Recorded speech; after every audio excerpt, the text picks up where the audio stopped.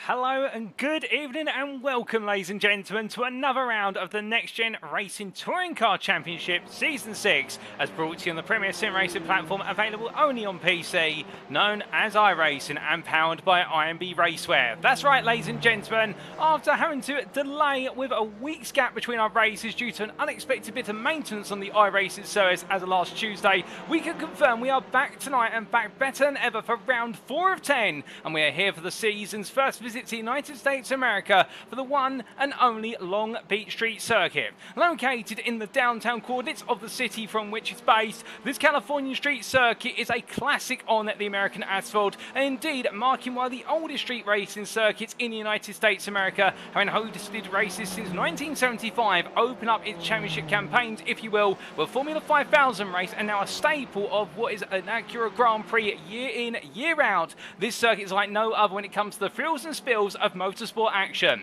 where it be the long straights, or alternatively the heavy braking zones, the twiddly chicanes around the fountain, or alternatively the infamous final corner hairpin. We're going too wide, it's extremely risky given how tight the corner is, and indeed those walls are looking menacing on the outside. There's much we love about this circuit, and our drivers absolutely love it, there's no doubt about it, and first placed its place on what was our calendar back in Season 3. We are back here today to see how all our drivers get on the Long Beach circuit, and well, what a venue we have in store for us. But as we get ready to go racing today, indeed the energy down the paddock is absolutely incredible, and even here in the content booth we've got so much energy after last week's cancellation. Well, not really a cancellation, rescheduling we should say, and more on that in due moment. Little mistakes are already creeping in. You may have seen it in our build up on the intro slide, whereby we may have accidentally cut to the content booth, but that is the energy that is absolutely channeling here in the NXTCC, and well, we're all here for it. But speaking of tonight's broadcast, we welcome you to all this broadcast live from circuit side, being brought to you on free media platforms for your viewing pleasure. Firstly, you can be tuning in via either of the two official Next Gen Racing media platforms, those being either on what is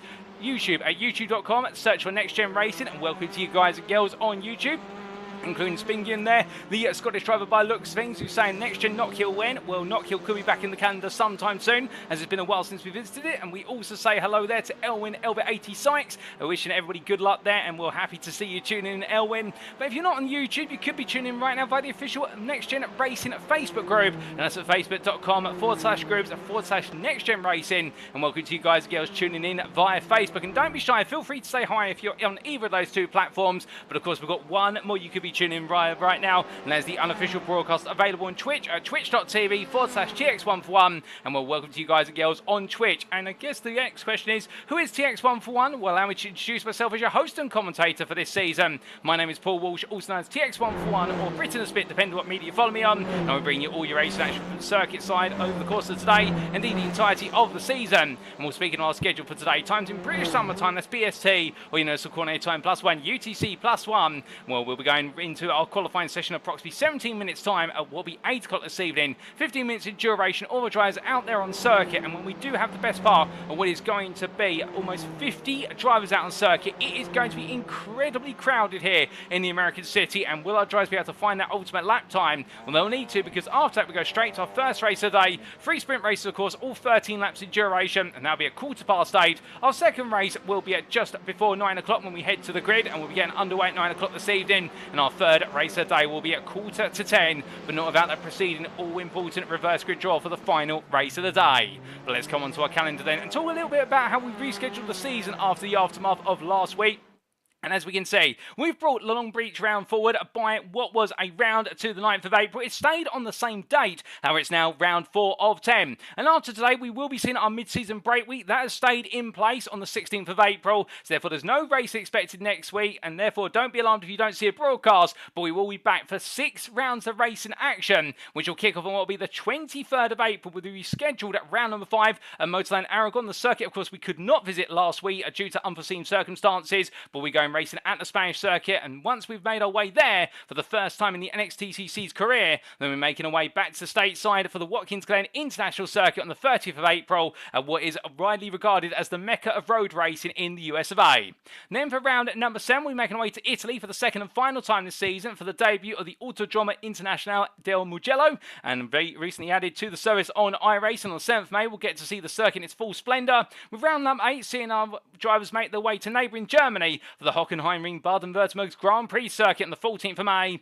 And on the 21st of May, we make our way down under for the second and final time this season for what will be the Oran Park Raceway. And will that circuit, an older circuit, no longer in use unfortunately, decommissioned as of 2010, but we're going to be reviving it from the grave. And then on the 28th of May, we'll bring it all to a close for our first ever run out on what will be the Daytona International Speedway's road course circuit. And our drivers will be looking forward to the bank turns and also the infield section. It's hairpins win to conclude the championship season on the 28th of May. So the season's been extended by a week, and therefore we've still got our 10 rounds of racing action to come, and we're into round number 4 today. But going into today, how do the championship standings stand, I hear you ask? Well, we start off with the overall Drivers' Championship, and we can see it is Wojciech Swirydowicz who leads on 394 points to 337 of Jamie Dorey. Swirydowicz has been the consistent driver at the top of the standings after 3 rounds of racing. Indeed, with 2 out of 3 wins at Sandown last time out, it means that his lead is 57 points, and can anybody stop him from running away with proceedings? Well, Jamie Dorey in P2, we feel as though he can be the one to do that, but I can tell you a little bit of an inside tidbit from down the paddock.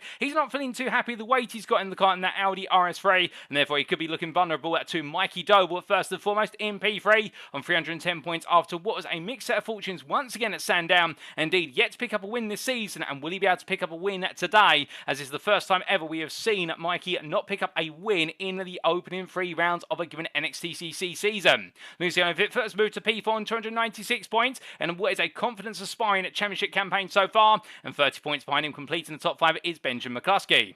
10 points off is Joseph Doble in P6, and looking to stay ahead of Garen Gardner, with Patrick Falconer, Isaac Doble and Adam Delmont completing your top 10, and Isaac Doble and Adam Delmont both joined on 215 points, and that goes to show you how close it is to be inside the top 10. And let's not forget Kieran Sharp, the Sim Racing Collective driver on 192 points, who's only best the rest in P11 ahead of Prime driver, leading Prime driver Nick Clibbins based on result countback, and it's Clibbins right now who's looking to be one of the stronger Prime drivers of the season, leading the Prime Championship campaign, albeit in the overall standings. You'll get to see the Prime standings in particular adjusted for points very shortly. But close behind him is Akram Zanoon, who we're not going to be seeing on the grid today. He's 13 points behind, and therefore this will become his drop score round most likely. We had a McNally on where's 175 points in P14, just ahead of Jack Jeffries, and that completes your top 15. And then from the 173 points of Jeffries to 158 of Alex Meredith, well, Meredith picking up an absolute plethora of penalties at Sandown, particularly after the incident occurred in race number 3, and therefore his championship campaign yet to hit its spark, albeit he's trying to push for it as hard as possible.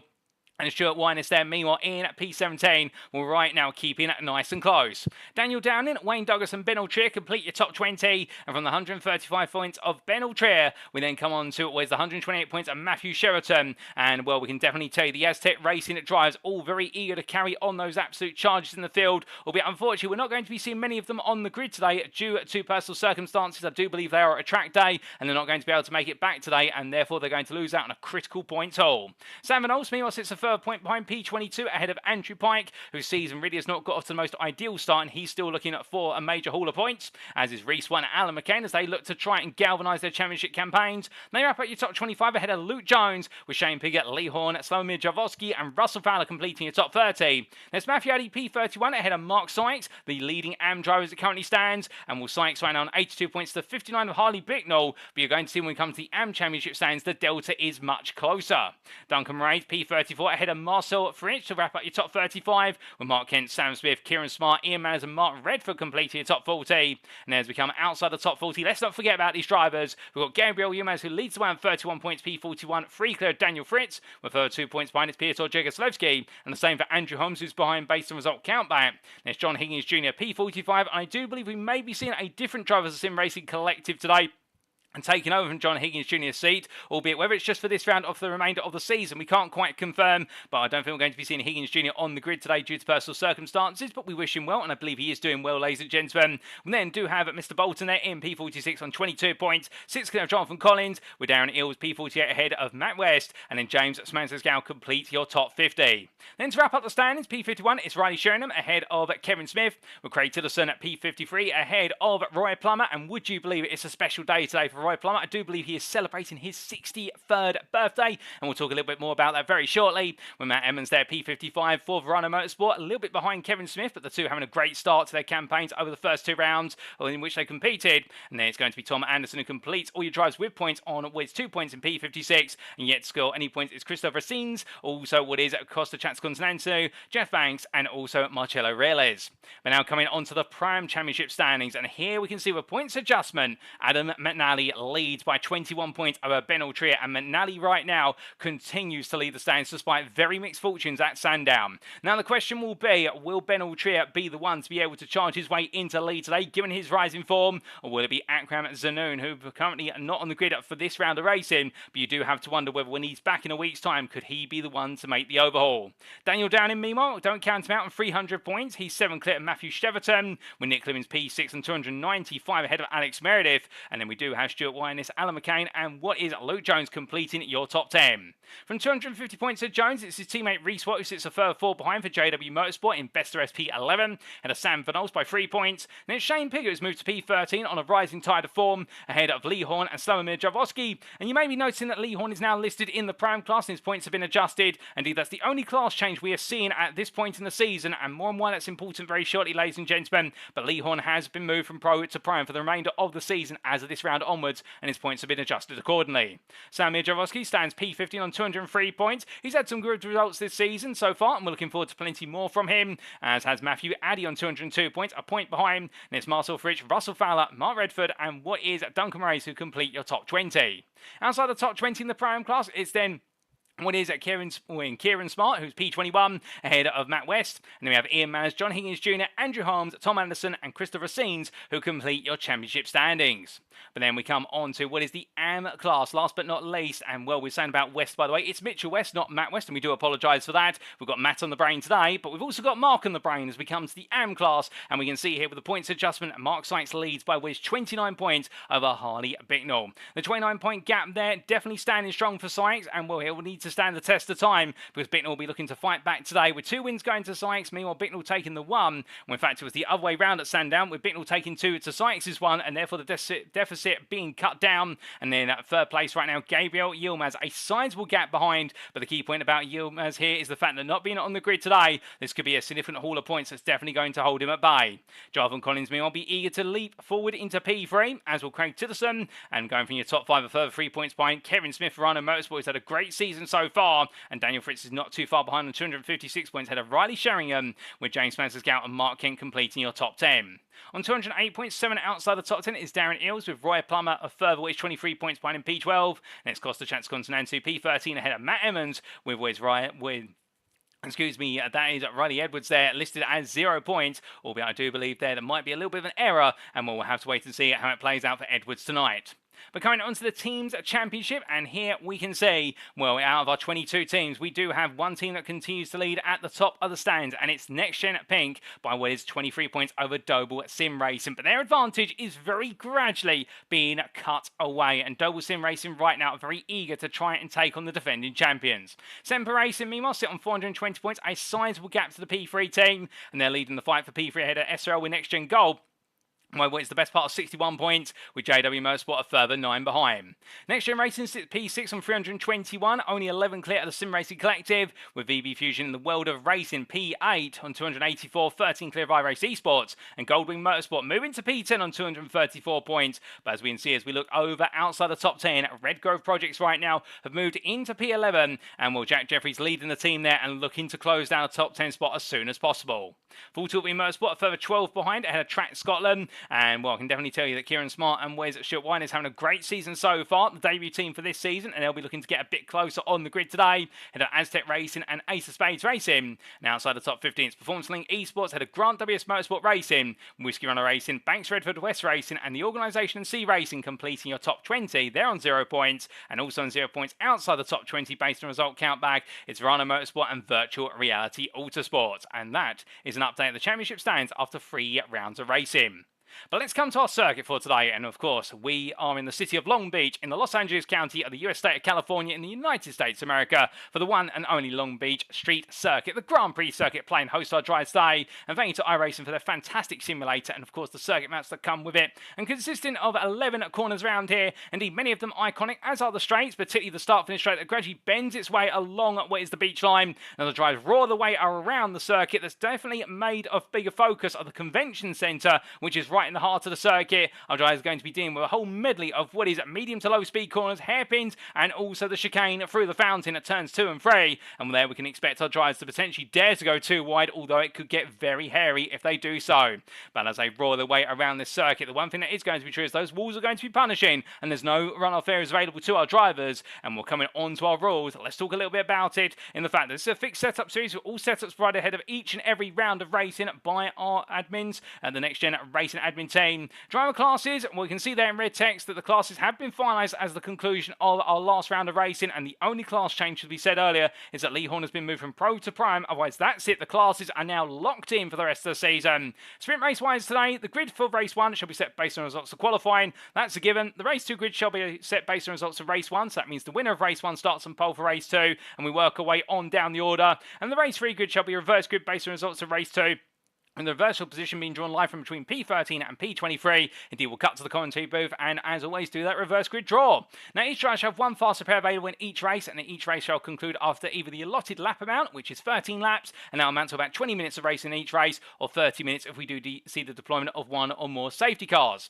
And as we come on to our wider rules, of course, race tuning is in effect, and an independent race director is stewarding the races for track limit infringements, and also the deployment of the safety car. And with regards to those pesky track limit infringement penalties, well, as we can see, the first and second warnings, there are no penalties. On the third warning, it's a 5-second post-race time penalty. It's doubled to 10 on the fourth warning, and the fifth warning is extended to a drive-through penalty that must be served when 3 laps are being awarded. And racing incidents, meanwhile, should be reviewed post-round. And on top of that, as always, we continue to use success ballast, which is applied and updated on a race-by-race basis. And, well, the qualifying and race 1 success ballast is based on the championship standings going into this round, and we update it iteratively based on the preceding races results of race 2 and 3. And we'll give you a quick reminder of how that success ballast looks looks on the tables. As we can see in the overall championship, it's 56.1 kilograms that continues to go to Wojciech Swirydowicz. He just seems to find a way to make sure that success ballast does not hamper his day. Meanwhile, in the Pro-Am class, where it's going to be none other than Adam McNally, who is going to be taking the 32.5 kilograms of success ballast, and in the AM class, it'll be Mark Sykes, who will be taking 24.5 kilograms of success ballast and having to manage that accordingly. But that's enough rules, regulation, everything between.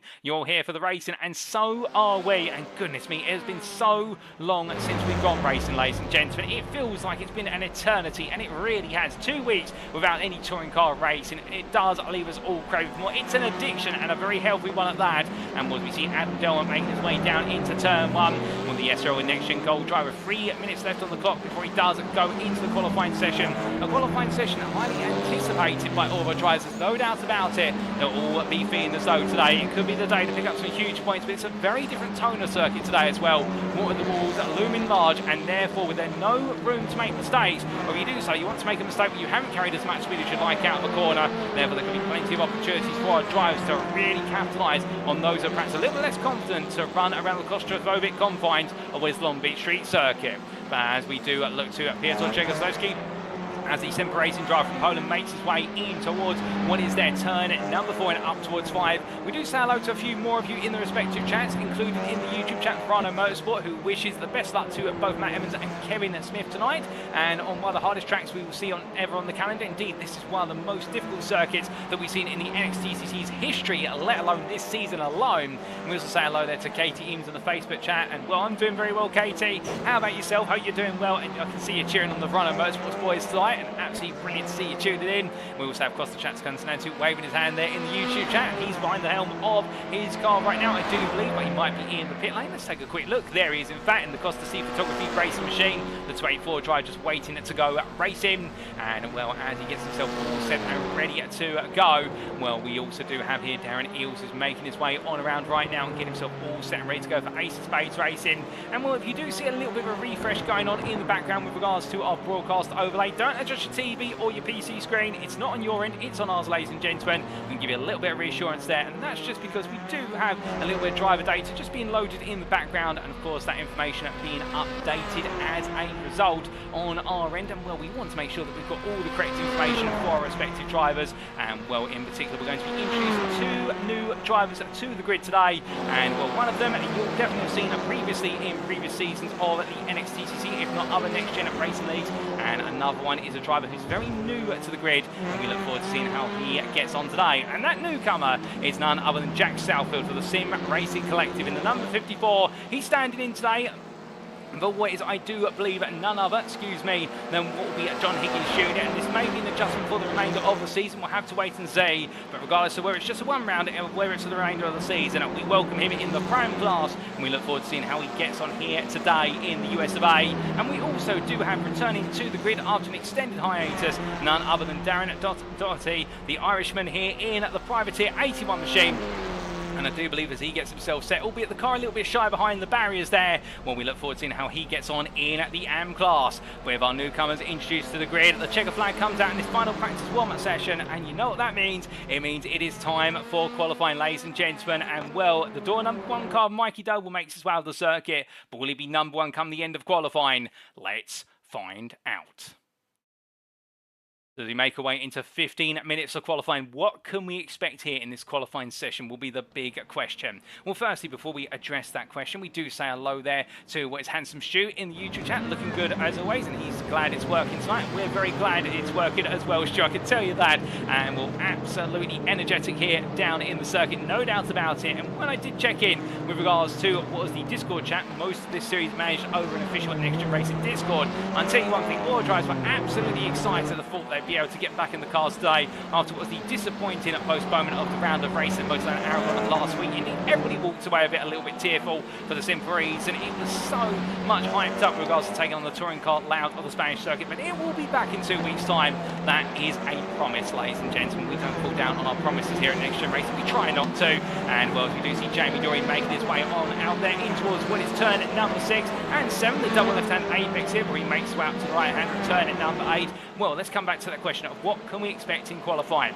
Well, what's going to be very interesting here is the fact we do have a number of extended straightaways where we will be seeing the Audi RS3 and also the Hyundai Elantra really storm away up to the top speed compared to its rivals. And here's the back straight, and Jamie Dorey in the Audi RS3 giving you a demonstration. And that success pass is definitely going to bite when it comes to getting towards that top speed and getting towards 6th gear, and therefore he's going to need to be very mindful as he roars his way on through the very tricky long left-hander turn number 10. He needs to keep it tight on the exit to get his way on through what will be turn at number 11, and turn 11 will definitely be a corner that's going to catch out many. But it's not just going to be about the fast guys on the long straights, and of course we have the start-finish straight here, the longest stretch of the road track surface. He makes his way towards the timeline, but we also do have a multitude of corners, and that is where we're going to see the likes of the Honda Civic Type Rs finding their grip and finding their speed, albeit they'll need to have those higher apex speeds on exit if they want to be able to go charging down the straights without fear of being under pressure from cars behind. So therefore, we can't really say which car is going to be the favourite around here, although this season so far, we have seen the Audi RS3 seems to be the favourite of the 4 machines available from 3 different manufacturers. Of course, Hyundai having both the Veloster and also the Elantra N offering. Meanwhile, we have the Hondas, who are in the Honda Civic Type R from what was the FK8 edition. And then we do come on to what is none other than the Audi RS3. And well, as we do see Roy Plummer having a bit of difficulty of being caught up behind another driver, a fellow AM driver before Darren Doherty there. That could also be a huge thing that our drivers need to be worried about today, and that is finding clear track when they go into qualifying, going onto their flying laps for the simple reason, when you have got the best part of 50 drivers out on this circuit, well, you can imagine when the circuit's not even 3 miles in length, indeed it's not even 2 miles in length, it's 1.96 miles to be a little bit more precise. That means you have got a car, when you do the quick mathematics, it's going to be, let's say, 2 miles divided by 50 to give you a round approximation. And well, the maths there is going to be, if I do remember correctly, where it's going down to 0.2 miles and divided by a number of 5, you're going to be having 0.04 miles per car if you've got 50 cars out on the circuit. And what does that mean in reality? Imagine it's approximately 600 metres before you get to the, well, not 600 metres, 60 metres before you get to the next car, and where it's going to be absolutely a razor tight between all of them. But as we do say hello there to Riley Sheringham, I do believe that's Super Riley 10 in the YouTube chat, who's out on the circuit as well. And well, as drivers make their way on around, we get our first lap times come on in, and well, we look to Riley Sheringham here in the Honda Civic Type R, the privateer machine, and makes his way on through the left-hander. We also say hello there to Alex Meredith, who's got no qualifying today due to a post-race penalty from Sandown, and therefore Alex is going to do it the hard way from the back of the grid. But Alex, we look forward to seeing how you progress through the field as the day goes on with the racing, and you never know what can happen here. And well, as we also see K-Teams in the Facebook chat saying, nice to see Darren back on the grid. With regards to Darren Doherty, here he comes as he makes his way towards the end of his first flying lap in the Hyundai Veloster. And what can he do here as he crosses the timeline for his first lap on the board, where it's going to be P28 there, or what is in AM class P4, and we're going to have to find a bit more time if he wants to move further up the order, no doubt about it. But meanwhile, speaking at the top of the order right now, it's Wayne Douglas as he makes his way on down the back straight for NXTGEN Racing Pink, tucked in behind there in the tow of Wojciech Swirydowicz in the Audi RS3. And this could perhaps be the circuit. We do see that success fast finally find a way to pinch the pace of Swirydowicz, or will he? He's currently P3, 2.5 tenths down on Douglas this time, but we have seen this before this season, where Swirydowicz has been down by a couple of tenths, and in the final couple of minutes of qualifying, he just magically puts together an incredible lap to put him right up there. And well, could we see more of that stage? McCluskey goes P2, and well, that is on 27.854, and immediately Gavin Gardner now jumps up to pole on what is a 27.610. That's overall in the pro class, and one more time to go. Meanwhile, Mark Sykes getting some very quick times, albeit Andrew Pike just getting back ahead of him there into P10, but Sykes, the man on a mission here in the AM class, as we do see the very notable what is lime green mean machine from NXTGEN Racing making its way down to the fountain, albeit it's got a car in front that's having a bit of connectivity issues. That's why the golden merchant cars, I think that might be Sam Bernal's just in front in the prime class, but Sykes right now absolutely brave as he comes, and that's why he's P16. He has the best part of 14 places between himself and P2 Amdry, Joff and Collins at this time. As he makes his way on through and in towards where it's turn number 6, backing off there and letting other drivers on through. Well, I think we owe you a lap, an onboard lap of this circuit very shortly. And we're going to be jumping on board with none other than Luke Jones, as he takes us around for a flying lap in the prime class.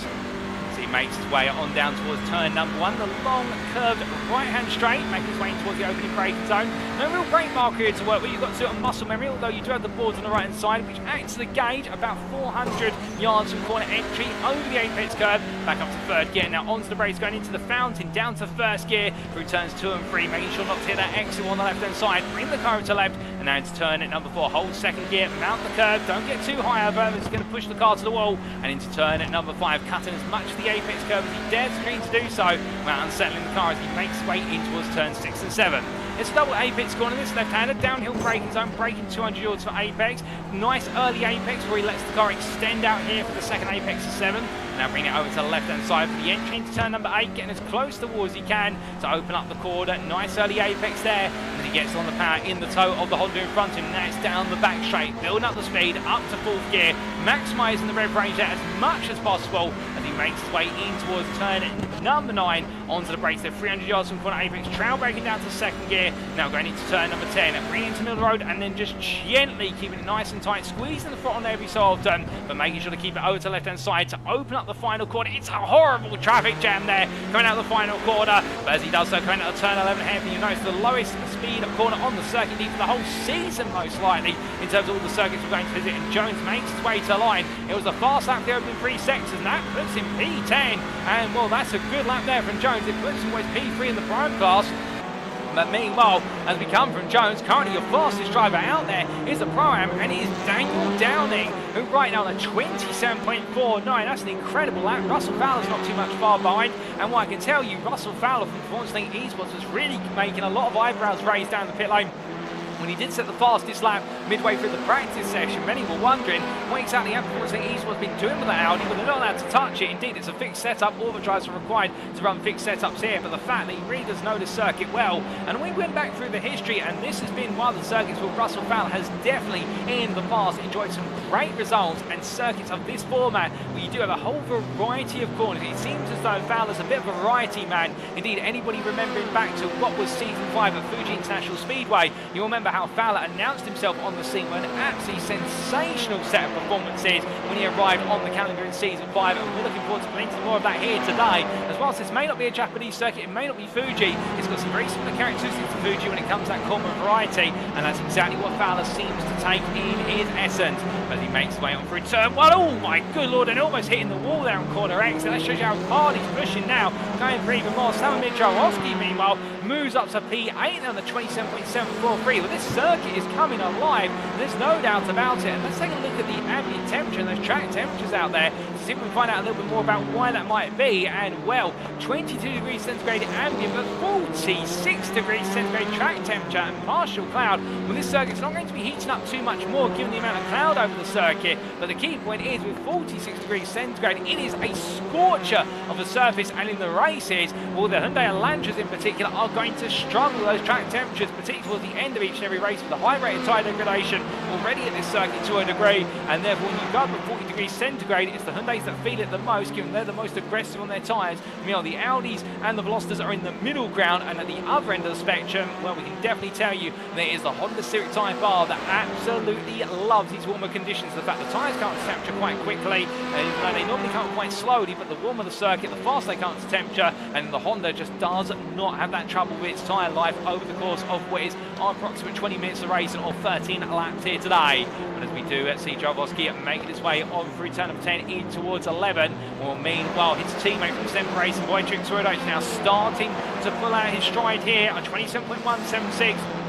Being the key thing, as we do see the number 80 driver making his way on through when his turns at 6 and 7 and in towards 8, makes his way down. Jarowski just got his provincial pole in the AM class, not in the AM class, in the Prime class. Daniel Downing says, hold on a second, let me give that a try, and he moves on through to a 27.352 when his 300's faster than Jarowski. And well, we look to the Goldwing Motorsport driver, and this is the man we are wondering when he is going to see his performance peak for the simple reason, so far this season, his season opener was absolutely fantastic in round 1, but rounds 2 and 3, he's been absolutely played with bad luck indeed. If bad luck had a name, it would be Daniel Downing if you had to base it the opening 3 rounds, and that's not to curse him, but for the simple reason, it all went wrong at Monza, and it all went wrong last time out at Sandown, and well, today he'll be hoping that he can qualify higher and get clear of the danger, and that as well is why qualifying is so important around here, for the simple reason, if we have a major incident going into the first couple of corners, it will likely be that a safety car will get called first and foremost, but also it means you want to be as far forward of the pack as possible. You do not want to be right in the mid-pack, particularly being around P20, of which at the moment the Sim Racing Collective Kieran Sharp is exactly in the aforementioned position as he makes his way on down towards turn at number 9 here with 4 minutes to go, and when he comes in towards the right hander and over he goes in towards the left of turn number 10, and right now not too much more time to go, but the Honda right now of Kieran Sharp, well, the highest place Hondas on this grid, the highest place being none other than Jack Southfield, in fact, the newcomer today for the Sim Racing Collective for the Prime class, and he may be the only driver we do see a class adjustment for after this round, ladies and gentlemen, just because he's new on the grid today. He has been originally signed to the Prime class on middle tier class, but as he makes his way on in towards the left-hander there of turns 6 and 7, Kieran Sharp, his teammate, will be cut away from only moments ago, has improved to a 27.467, so finding a bit more time out there is Kieran Sharp. So there is time for the Hondas, they're just having to work very hard to find it. Indeed, all the drivers pushing hard, but as they do so, well, those lap times will be there and will be their reward, as meanwhile Isaac Dover Sim Racing, having moved up to the Pro class since the start of this season, definitely has been enjoying his debut at Pro season, having been the Prime champion from season 5. And when he makes way through turn number 10, showing no signs of being daunted by the rise to the top step of the classes on the grid, and right now is your provincial pole sitter on a 26.912.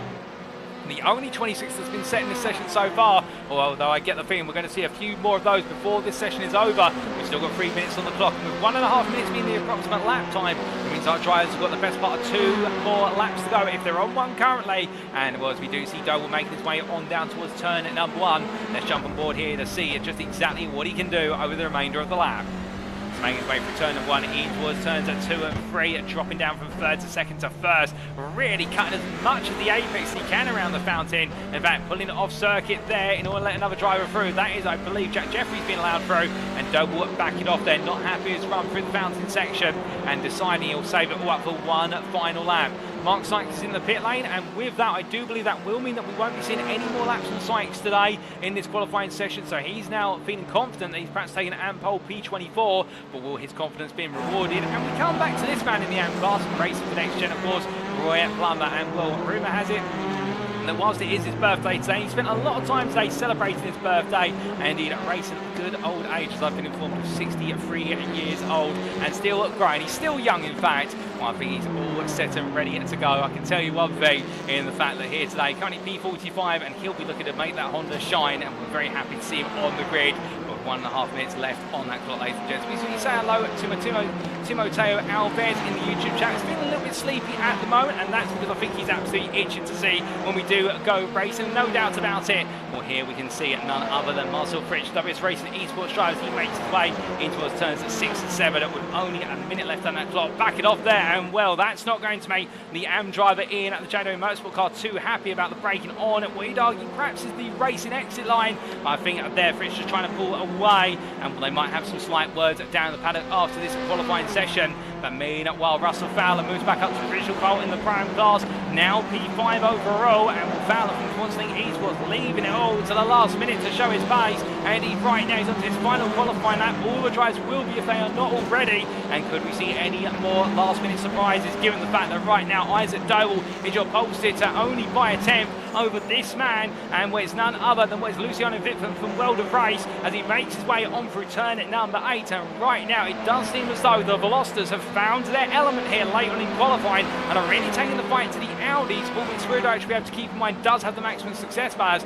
but then again Vitford has P4 success bars in that car, so he's got 30 kilograms, so it's not as though his car's not impeded, as we can see him make his way through turn number 10. Jamie Dorey there stepping aside at the last minute to go through turn 10, and as he makes his way on through the final hairpin, well, he makes his way on out. Could this be a pole lap from Vitford? Could it be enough? As we see Dorey defect to the pits. Meanwhile, here comes Vitford. McCluskey crosses the line. I don't think he's going to improve. Swirydowicz cross the line. He improves, but he stays P3. Vitford cross the line. Meanwhile, he's a 10th down. He slashes the deficit to Isaac Doble, but it's not enough. Meanwhile, Doble's into the pit lane. Mikey Doble's out there. He's down in P15. What's he going to be able to do at the end of this qualifying session? He's in the tyre with Mark Redford just in front. And as they make their way on through to the time line, what's it going to be from Doble? As he crosses the line, he jumps to P12 on a 27.460. Well, it's not quite enough to put inside the top 10, but he'll be happy that he's close to the top 10 now. We'll be worried, of course, about the change that P3 success ballast is going to give him going into this race. Meanwhile, Holly Bicknell at the close of this session has dethroned Mark Saxon and pole position by what was 2/10 almost in the end. Bicknell taking P26 for JW Motorsport. He'll be absolutely roaring about that one and striking a key blow back versus Sykes. And well, meanwhile, out there, Russell Fowler is on, I believe, a call down. That Andrew Pike still yet to finish his qualifying session. He makes his way out the final corner. What's it going to be here for Andrew Pike as he comes towards the timeline? He's got the tyre of the Track Scotland car in front. That's Kieran Smart, but Pike makes his way across the line. Smart saves P31. Pike meanwhile improves in P19 to a 27.636, but it's not enough. Meanwhile, Stuart Winess comes to the timeline. The other Track Scotland machine. What can he do in the Pro class here? He's currently down in P13 class, P29 overall. He moves up to P27. He gets ahead of Alan McCain. It's a late gain. Moves into the 27s with 27.993. And well, with that, ladies and gentlemen, that is qualifying complete. Wayne Douglas sets the final lap of this session, and well, he stays P18. So in the end, it is Isaac Doble who takes his first overall pole position from qualifying for this season. And well, what a qualifying session for Isaac Doble. Meanwhile, in the Pro-Am class, it's Russell Fowler who has taken pole position P5 overall, and then in the AM class, it's Harley Bicknell who has taken AM pole P26 overall there. And well, it's going to be an interesting race, no doubt about it. And we are only months away from heading to the grid as we've got our last couple of cars making the way to the pit lane, and we say hello there to Jaroslav Sabula in the YouTube chat, wishing the best luck to everyone, especially Semper Racing. And of course, we did have Sabula on the grid in season 5, enjoying his racing in the Pro-Am class. And well, I don't think he's on the grid today, and we do miss you, Jaroslav, no doubt about it. But here we go then, ladies and gentlemen. It's time for race number 1, and as our drivers head to the grid, this is how they'll line up for our first race of the day in round 4 of season 6 of the NXTCC, powered by IMB Racewear. It is Isaac Doble who takes overall pole position, his first pole position of his career, ahead of what is Luciano Vitford. Behind the pair of Doble Sim Racing and World of Racing on the front row, with the Dutchman also taking his season best qualifying performance and his best qualifying position of his career. Wojciech Swirydowicz will start P3 for Semper Racing.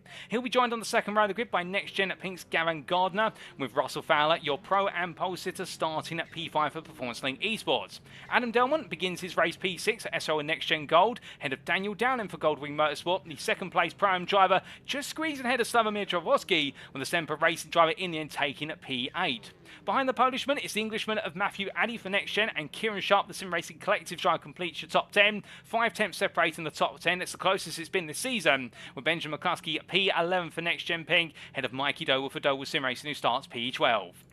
On the 7th row of the grid, it's Jack Jeffries, Red Grove Projects driver, having his best qualifying result of the season so far and finding his pace, it would seem, ahead of Shane Piggott for Ace of Spades Racing. And then Jack Southwood on his debut starts P15 for the Sim Racing Collective, ahead of Nick Clemens for iRace Esports, with the 9th row of the grid going to Piotr Jegoslewski for Semper Racing and Wayne Douglas for NXTGEN Ping. Your top 20 is completed by the partnership of Wes Andrew Pike for the Sim Racing Collective and P20 Sam Smith for iRace Esports, with P21 being taken by Patrick Falconer for JW Motorsport, ahead of Jamie Dorey for NXTGEN Pink. Joseph Doble starts P23 for Doble Sim Racing ahead of Luke Jones, and then behind them on row number 13 it's Adam McNally who starts P25 for SO and NXTGEN Gold, and your AM pole sitter of JW Motorsport starts there. P26, it's Harley Bicknell. Behind him is Stuart Winess, the Track Scotland Pro-Am driver, who sandwiched himself between the two AM leaders, with Wes Mark Sykes starting P28 for NXTGEN. And then on row number 15, it's Alan McCain for iRace Esports and Mark Redford, the privateer, who just slots in behind at P30. Kieran Smart takes P31 for Track Scotland ahead of Lee Horn for NXTGEN, who's moved to the Pro-Am class here, and he's going to be right in the thick of the Pro-Ams going racing today. With then Reese Watt P33 for JW Motorsport ahead of Ben Altrier for Full Tilt V Motorsport, and it's Marcel Fritsch who starts off at 18th for the grid for WS Racing Esports, the Austrian joined by the Englishman of Ian Manners for JW Motorsport. Daniel Fritz will be then starting what is P37 for Whiskey Runner Racing ahead of Jonathan Collins, his teammate. These two, keep your eyes out for them. They're starting P3, P4 in the AM class and looking to mirror their great results from what was at Sandown. And Mitchell West starts P39 for Mitch West Performance ahead of Sam Van Ols for Goldwing Motorsport. James Pascal starts P41 ahead of Darren Ills, the Aztec Racing driver, joined by the Ace of Spades Racing driver. And then we've got Kevin Smith for Rhino Motorsport and Riley Sheringham for Virtuality Autosports from row 22. Row 23 is joined by the debutant of Darren Doherty and Roy Plummer, P46 for Next Gen, ahead of Matt Emmons for Rhino Motorsport and Costa Chatsconstantu for Costa C Photography Racing. And then we have on what will be our penultimate row of the grid, Jack Bolton for Grant Motorsport and Alex Meredith for Next Gen, and Craig Tillotson and Jeff Perkis who start P53 and P54, promoted to P51 and 52, of course, with our race director and safety car on the listings. And that will be your grid for the first race of the day, ladies and gentlemen.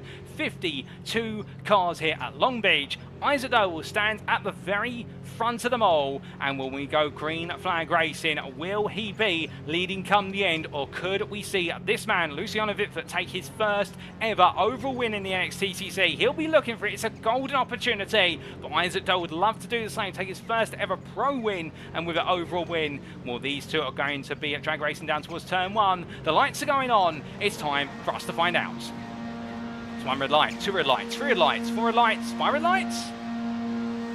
And it's lights out and away we go for our first race of the day as both drivers look to get a good start. Keep your eyes there on Wojciech Swirydowicz, who gets the better launch out of the top 3. And as they make their way down towards turn 1, it's going to be Swirydowicz who looks around the outside to inside here in the run down towards turn 1. Isaac Doe will look safe, but Swirydowicz meanwhile trying to take P2 immediately as they all come charging down to Yankers for the first time of asking. Side by side they go in towards the braking zone. Swirydowicz right now not giving in.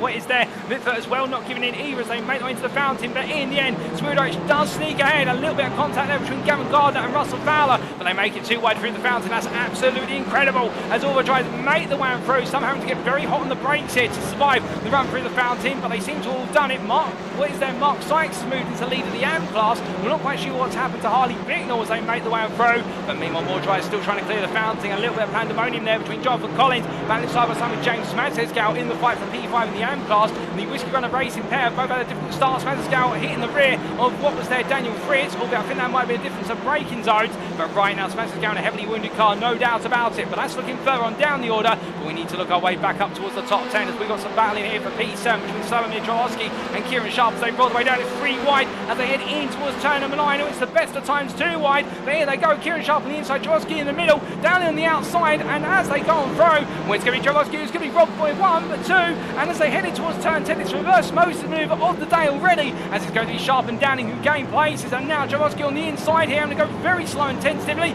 Contact there with Jack Jeffries, they both survived the contact, and meanwhile, oh goodness me, we've got a major shunt here between Wayne Douglas and I do believe that is Shane Pigott, and Douglas trying to get himself restarted has only caused a bigger traffic jam to start to emerge here as all the drivers come to a halt as they make their way in towards the hairpin. Everyone trying to take their time here to go sensitively on through, and it's traffic jam plenty. It's gridlock in downtown Long Beach. But meanwhile, as we look back to your race leader here, we started on pole, he's leading still. It's Isaac Doble who makes his way in towards turn number 4 right now with Wojciech Swirydowicz and Luciano Vitford P3. We then do have Russell Fowler, your prime leader, P4, ahead of what is Gavin Gardner P5, Adam Dillon P6, then it's Kieran Sharp P7, Daniel Downing P8, Jack Jeffries P9, who's gained 4 places since the start. Jeffries having an absolutely brilliant start to his day, and Jack Southwick completes your top 10 there, 3rd place prime driver. Meanwhile, your AM leader is none other than Mark Sykes. He makes his way on down towards where it's turn number 6 and 7, and right now the Audi driver looking to hold on strong.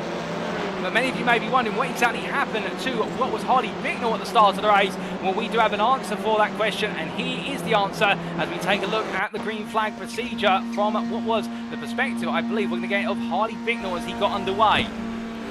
So as we look back at the replay, Bicknell getting a lot of wheel spin there on the initial launch from the onboard, and as he made his way on down, given the amount of wheel spin he's lost out in the drag race versus what the Honda in front of him, Sykes is going to look up his inside. You can see that on the left-hand mirror, in fact, that Sykes was starting to look on through. And when he made his way into the braking zone, Sykes taking a look and onto the angle as they went into turn 1. 2 wide here, and Sykes there looking for the move, instant in front, and that explains, I think, why we've seen a few drivers lose out places. There was a nasty shunt towards the front of the field. We're not quite sure who that was, and Bicknell loses out in caution there as we return to your live racing pictures. But as we do, Sykes now trying to put some pressure on what is there Adam Manali for P19. We are going to try to understand what exactly happened there between drivers. I think that was Adam McNally, Patrick Falcon and Sam Smith coming together, and they're coming together there between Wes Sykes and, oh goodness me, that's McNally defending hard, and Sykes being given a slight elbow as here comes Mark Redford, and Redford looking away around the outside to the inside of turn 4. He can't find it in the end. He's going to have to wait,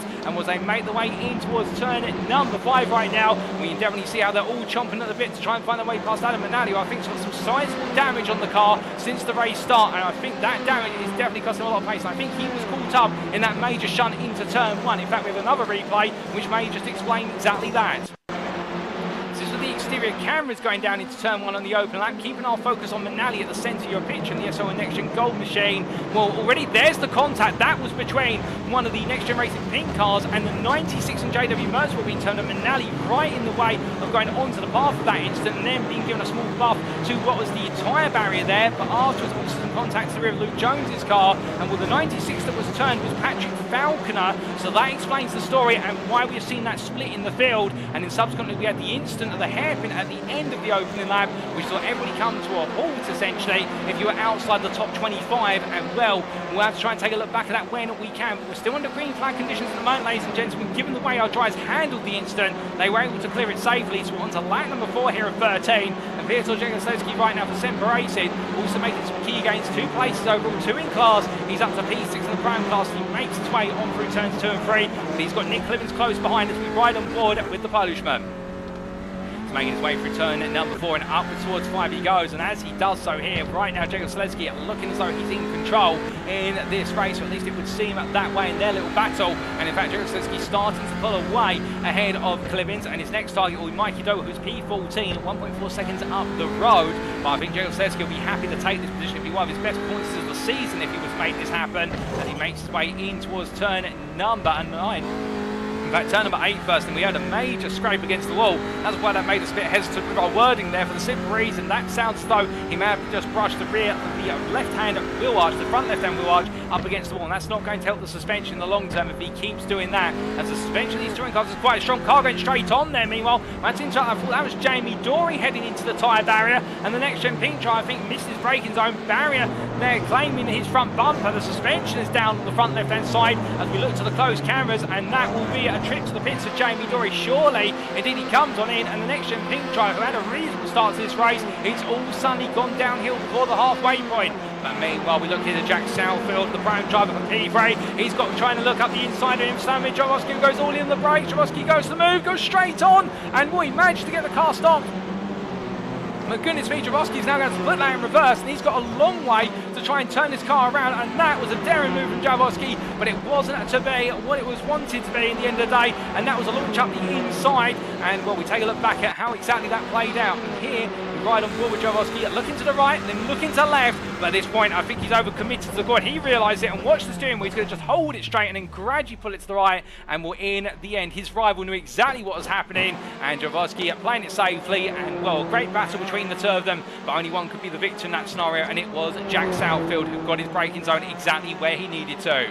But meanwhile, we return to your live pictures, ladies and gentlemen, and as we do, well, meanwhile, there's more battling the foot. We look further down the order here for drivers who are still on what is lap number 4, making them to 5 now, and as we do see the car of what was there, Craig Tillotson make its way on through. This is Sam Van also looking for the move on Costa Chatsconstanto for P43. Every place gained is important when you're in the prime and the AM classes, and will the Belgian driver looking around the outside, but here comes one is Shane Piggott as well, looking to try and make it a 2-for-1 pass. They head 3 wide into turn 1. Costa Chatsconstanto on the inside, they're backing off, and will meanwhile Piggott getting on through as well, but it does mean now his aspirations to chase after Sam Van also going to have to take an extended turn versus what will be the Goldwyn Motorsport driver for Ace of Spades Racing, as Chatsconstanto having to defend here versus Palmer. This is a P9 in the AM class between these two, and they've got Kieran Smart getting ready to queue up behind them, and I can tell you, minus Jeff Perkins currently, we do have all of our drivers on the grid. In fact, there was a technical issue, I do believe, for Jeff Perkins at the start of the race, which is why we couldn't quite see him on the standings board. So we've got 53 drivers, we In fact, 52 drivers expected to get underway, but Merkis missing from was the starting order, but we've still got 51 cars racing out of 52 starters currently, and the next gen driver Roy Plummer here right now towards the back of the field, but battling with Kieran Smart, who's found his way on through.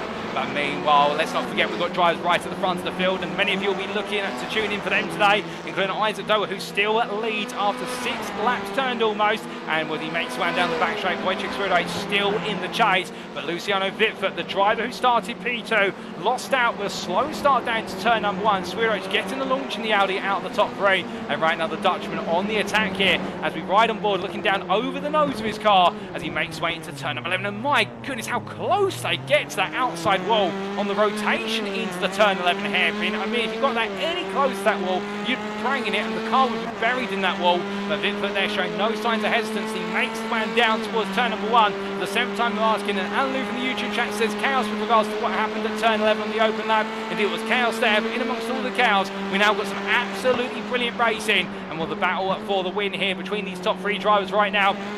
And all of them chasing key goals today. Well, of course, for always Isaac Dower chasing a major point total and chasing his first overall win in his pro status. Meanwhile, Wojciech Swirydowicz chasing that consistency over the first 3 rounds of the season once again here. And meanwhile, Luciano Vitford chasing his first overall win as well in a race 1 of the season. And when he makes his way in towards turn number 6 and 7 right now, the Dutchman close but not quite able to make the attack. And Isaac Dower seems to be managing this gap to 7.5 temps. And do keep in mind, out of these 3, he is the one with the least success ballast. Meanwhile, Swirydowicz has the most, and Vitford is right in the middle of the trio in terms of how much weight they are carrying, and well, those extremes could also have a part to play. As they make their way on down the back straight, we do look from them back to Benjamin McCluskey, who right now P12 trying to fend off another member of the Doble family, and that is Mikey Doble, who started P15. He's up to P13 and now looking to go on the charge here as they make their way on down the back straight. Of course, the challenge will be for Mikey Doble in the fact both drivers in at the Hyundai Veloster, but with McCluskey carrying significantly less weight in the car by comparison. Car going slowly on the inside there. I believe that was one of the Ace of Spades machines. There is a lap down taking this time. That may have been Darren Ills, in fact, just taking it nice and slowly. And as all the drivers make the way on through turn number 11, still very close there, but no signs of change between them, and therefore all staying together as they make their way to the start-finish straight. But meanwhile, driver under pressure, this is Garen Gardner for P5. And the next gen pink driver's got Adam Delman looking close behind, taking a peek to the outside. There is Delman Gardner having to go a little bit defensive into turn 1. It won't cost him too much of a run here, given how short it is on the exit of 1 in towards 2.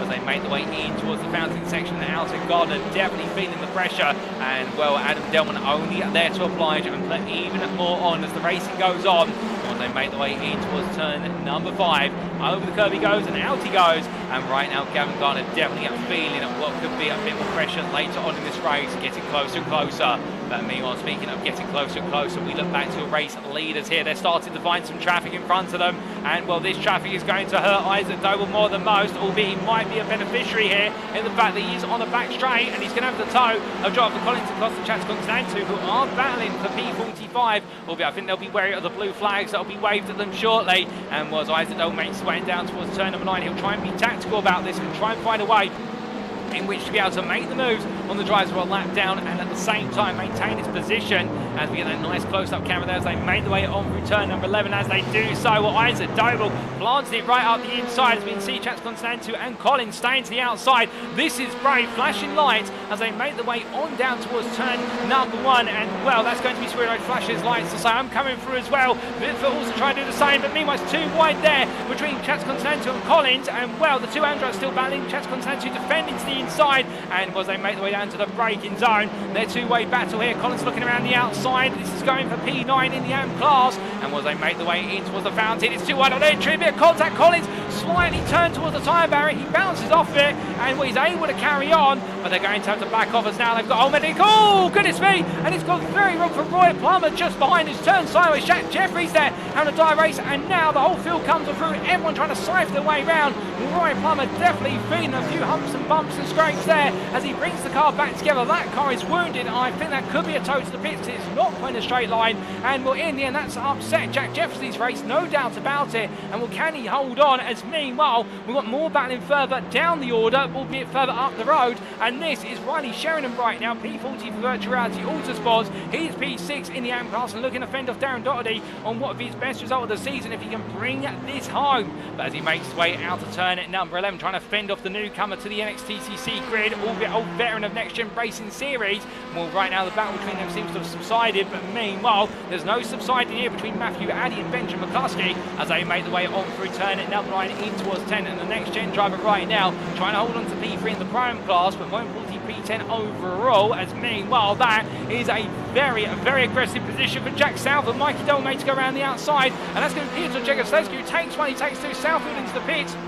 And I think that might be after the contact we saw down into turn number 4 only moments ago. But the key point being here that Peter Jegosleski, by being so tactical in position, gains a place. But meanwhile, Isaac Doble and Wojciech Swirydowicz fighting for the lead. They've got 2 ways to the fountain. We're seeing the after-off. We'll get a replay of this. But Luciano Vitfort's up the inside. And as he goes through, Vitfort here takes one. Can he go for the other position into turn number 5? No, he can't. But he gets P2 back. And there it just goes to show that Isaac Doble absolutely digging in. But all 3 of these drivers right now getting their elbows out, and none of them wanting to give up, despite the fact they've got traffic left, right and centre around them. We've still got 3 more laps to go after this one. I think this could just be the start of what's plenty more battling to come, because as we ride on board here with your championship leader Wojciech Swirydowicz, he makes his way out of turn at number 8 up towards 9. On his way out through the gearbox here, the number 80 driver on the attack, and we'll head in towards the braking zone shortly for turn number 8. He's going to have to think about this one. He's going to have to analyse what exactly happened between himself and Isaac Doble, because it'll be the first time he's really battled with Isaac Doble in anger outside of what has been the reverse grid race in race number 3 in past seasons and this season so far. So therefore it's going to be a new experience. Car going slowly on the outside. That's Craig Tillerson who steps aside. Currently it's Roy Plummer, who has in fact got the Honda home in the end despite his collapsed suspension on one side. And with the Semper Racing driver here, Wojciech Swirydowicz, there's no opportunity to attack. But meanwhile, the big question you might be asking is, what exactly happened to trigger off their battling, or how did it all start? Well, we've got the answer for you. Here's the replay. As the battle down into turn number 1, and this was Isaac Doble getting it wrong under braking, and will in the end committing to defending to the inside into the fountain. Oh, goodness me! And well, 2 wide doesn't normally happen there. I think Swirydowicz putting himself towards the wall a bit too much, but he had a bit more room to play with, and Isaac Doble seeing that and capitalising, and in the end Luciano Vitfort picking up the pieces of Swirydowicz's pass in terms of it not working out. The world of racing driver moving himself back up to P2, but what a battle it was between them. All started with an Isaac Doble mistake, and in the end Swirydowicz making a key error that cost him what could be at the leader's race. And in fact, I think that damage he's picked up on the left hand side of the car may just be compromising his pace now, because he's falling backwards a little bit here, and well, I think he'll be relying on Vitfort and Doble battling towards the end of this race with only 2 more laps after the current one. But meanwhile, further down the order, this is Wayne Douglas looking for a move on Mark Redford, the prime driver holding on to P17. Ahead of Wayne Douglas, the next gen pink driver just behind Andrew Pike there, P19 all over the back of his pro rival. And as they make their way in towards turn number 8, contact there, and it's going to be double contact for what was both Douglas and also Redford, with Redford being turned toward Douglas getting caught on the car. And well, as they try to part the seats, both cars heavily wounded. Lee Horn's going to make his way through the middle, but he's had to back off, and that's going to enable Slavomir Jaworski to gain another place. The Semper Racing driver makes his way on through, and well, I think there both Redford and also Douglas will be arguing against one another after this race in terms of who had the right to the inside line, and indeed the right to the corner. And feel free to let us know your thoughts, ladies and gentlemen, in the respective chats you're in. And well, as our drivers make their way on through, we're already onto the penultimate lap for our race leaders. We look to Matthew Addy here, who right now being chased by Peter Jegosleski, and Jegosleski has come alive in this race. He's looking for his first ever top 10 overall, and as they make their way in towards the fountain section, the Audi driver all over the back of the Veloster driver, albeit right now I think it's Matthew Addy who's really trying to be stubborn and just simply backing off of each other. But meanwhile, in terms of prime battling, that's damage on the front of Russell Fowler's car, and this could be huge. That's Daniel Downing taking the prime lead off of Russell Fowler, only laps to go. And I think there might have been an error for what is Russell Fowler. He's perhaps hit a wall, he's struggling, the car is snaking, you can see it's not pointing a straight line, and that is Russell Fowler's potential first win of the season gone after what's been a dominant run so far here at Long Beach, but it's not to be. Meanwhile, Gavin Gardner missing his front bumper here when we've got what's the battle for P3 ongoing between himself and Adam Delmont. What's happened to Luciano Vitfort in all of this is the question. We haven't quite seen what's happened to the world of race driver, but he seems to have disappeared. He's had to jump to the pits, he's been towed.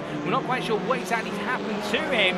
What we can tell you is that right now, as our race leaders gone to their final lap, the battle for P3 is between the wounded Gavin Gardner A relatively clean Adam Delman in terms of condition of the car, and just behind Kieran Sharp. And as they make the way in towards turn 1, the chaos resurges as they make the way down towards the opening corner. Meanwhile, Sharp looking to make it a 3-wide battle. He goes all in, and in the end parts his way on the inside. And well, it's going to be Garangano who loses 2 places at the price of 1 corner, albeit I think trying to play it smart, knowing the car is not in a healthy state to really be battling, and he can bring over top 5 here, given that Daniel Downing is 3.5 seconds behind. He's closing, but he won't be closing fast enough.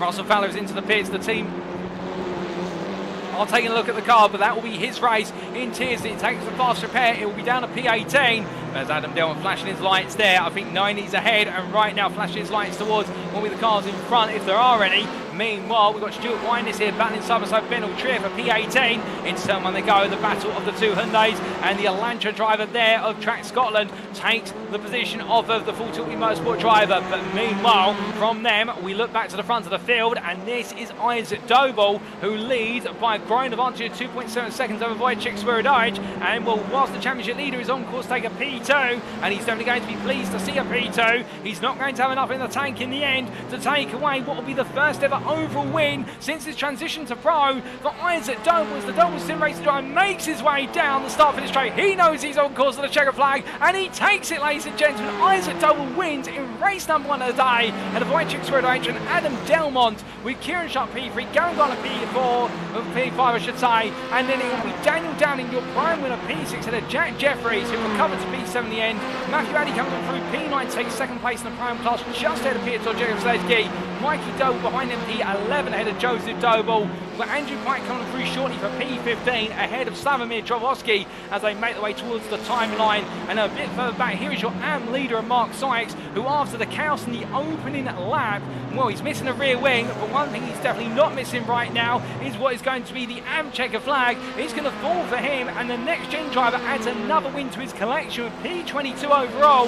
Congratulations to him in the 666 machine, and your 2nd place AM driver as he tries to fend off Marcel Fritsch for P28 on the exit of the final corner. 2nd place AM is going to go to James Matzisgau as the Aztec Racing driver takes the checker flag, and a Marcel Fritsch and Luke Jones, and then it will be Ian Manners P31, and Patrick Falcon in fact getting on through. Manners falling back to P32, and Kevin Smith takes the AM podium for the 2nd time this season for Verano Motorsport. The Englishman putting on a great performance there, and then it will be Wayne Douglas, Alex Meredith, and Matt Emmons who comes on through P36 here. The Verano Motorsport driver taking P4, and indeed a great points haul for the team as he makes his way across line. Sam Van shortly coming through for what will be P37, and he'll be your last lead lap finisher here in our first race of the day, ladies and gentlemen. Goodness me, the best part of 52 cars starting, and in the end 37 finishing on the lead lap, and I do believe the best part of what was, it will be 50 cars finishing this race as classified as making the halfway distance.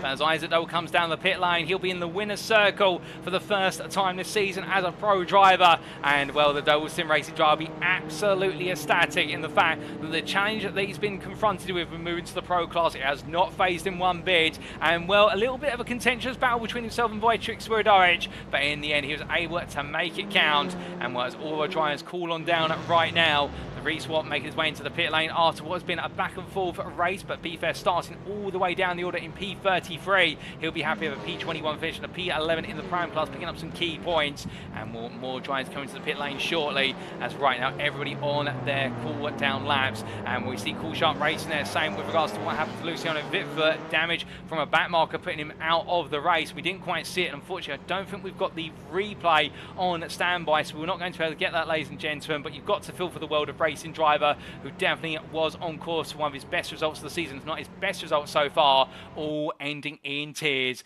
But still, Long Beach has worked out for some, not for others. But as we look to the scenic view, let's take you through those race results subject to any stewards' inquiries, and I think there might be some. And as we can see, after what was 13 laps of race, and Isaac Doble taking the win for Doble Sim Racing ahead of Wojciech Swirydowicz, the Semper Racing driver P2 ahead of SRL with NXTGEN Gold's Adam Delmon to complete your overall and pro podium. Kieran Sharp P4 for the Sim Racing Collective, fend off Gavin Gardner to the line. P5 the NXTGEN Pink driver with Daniel Downing, your pro and winner. P6 for Goldwing Motorsport, and he'll be absolutely pleased to be back on winning form, and will look to try and make it 2 out of 2 in the next race.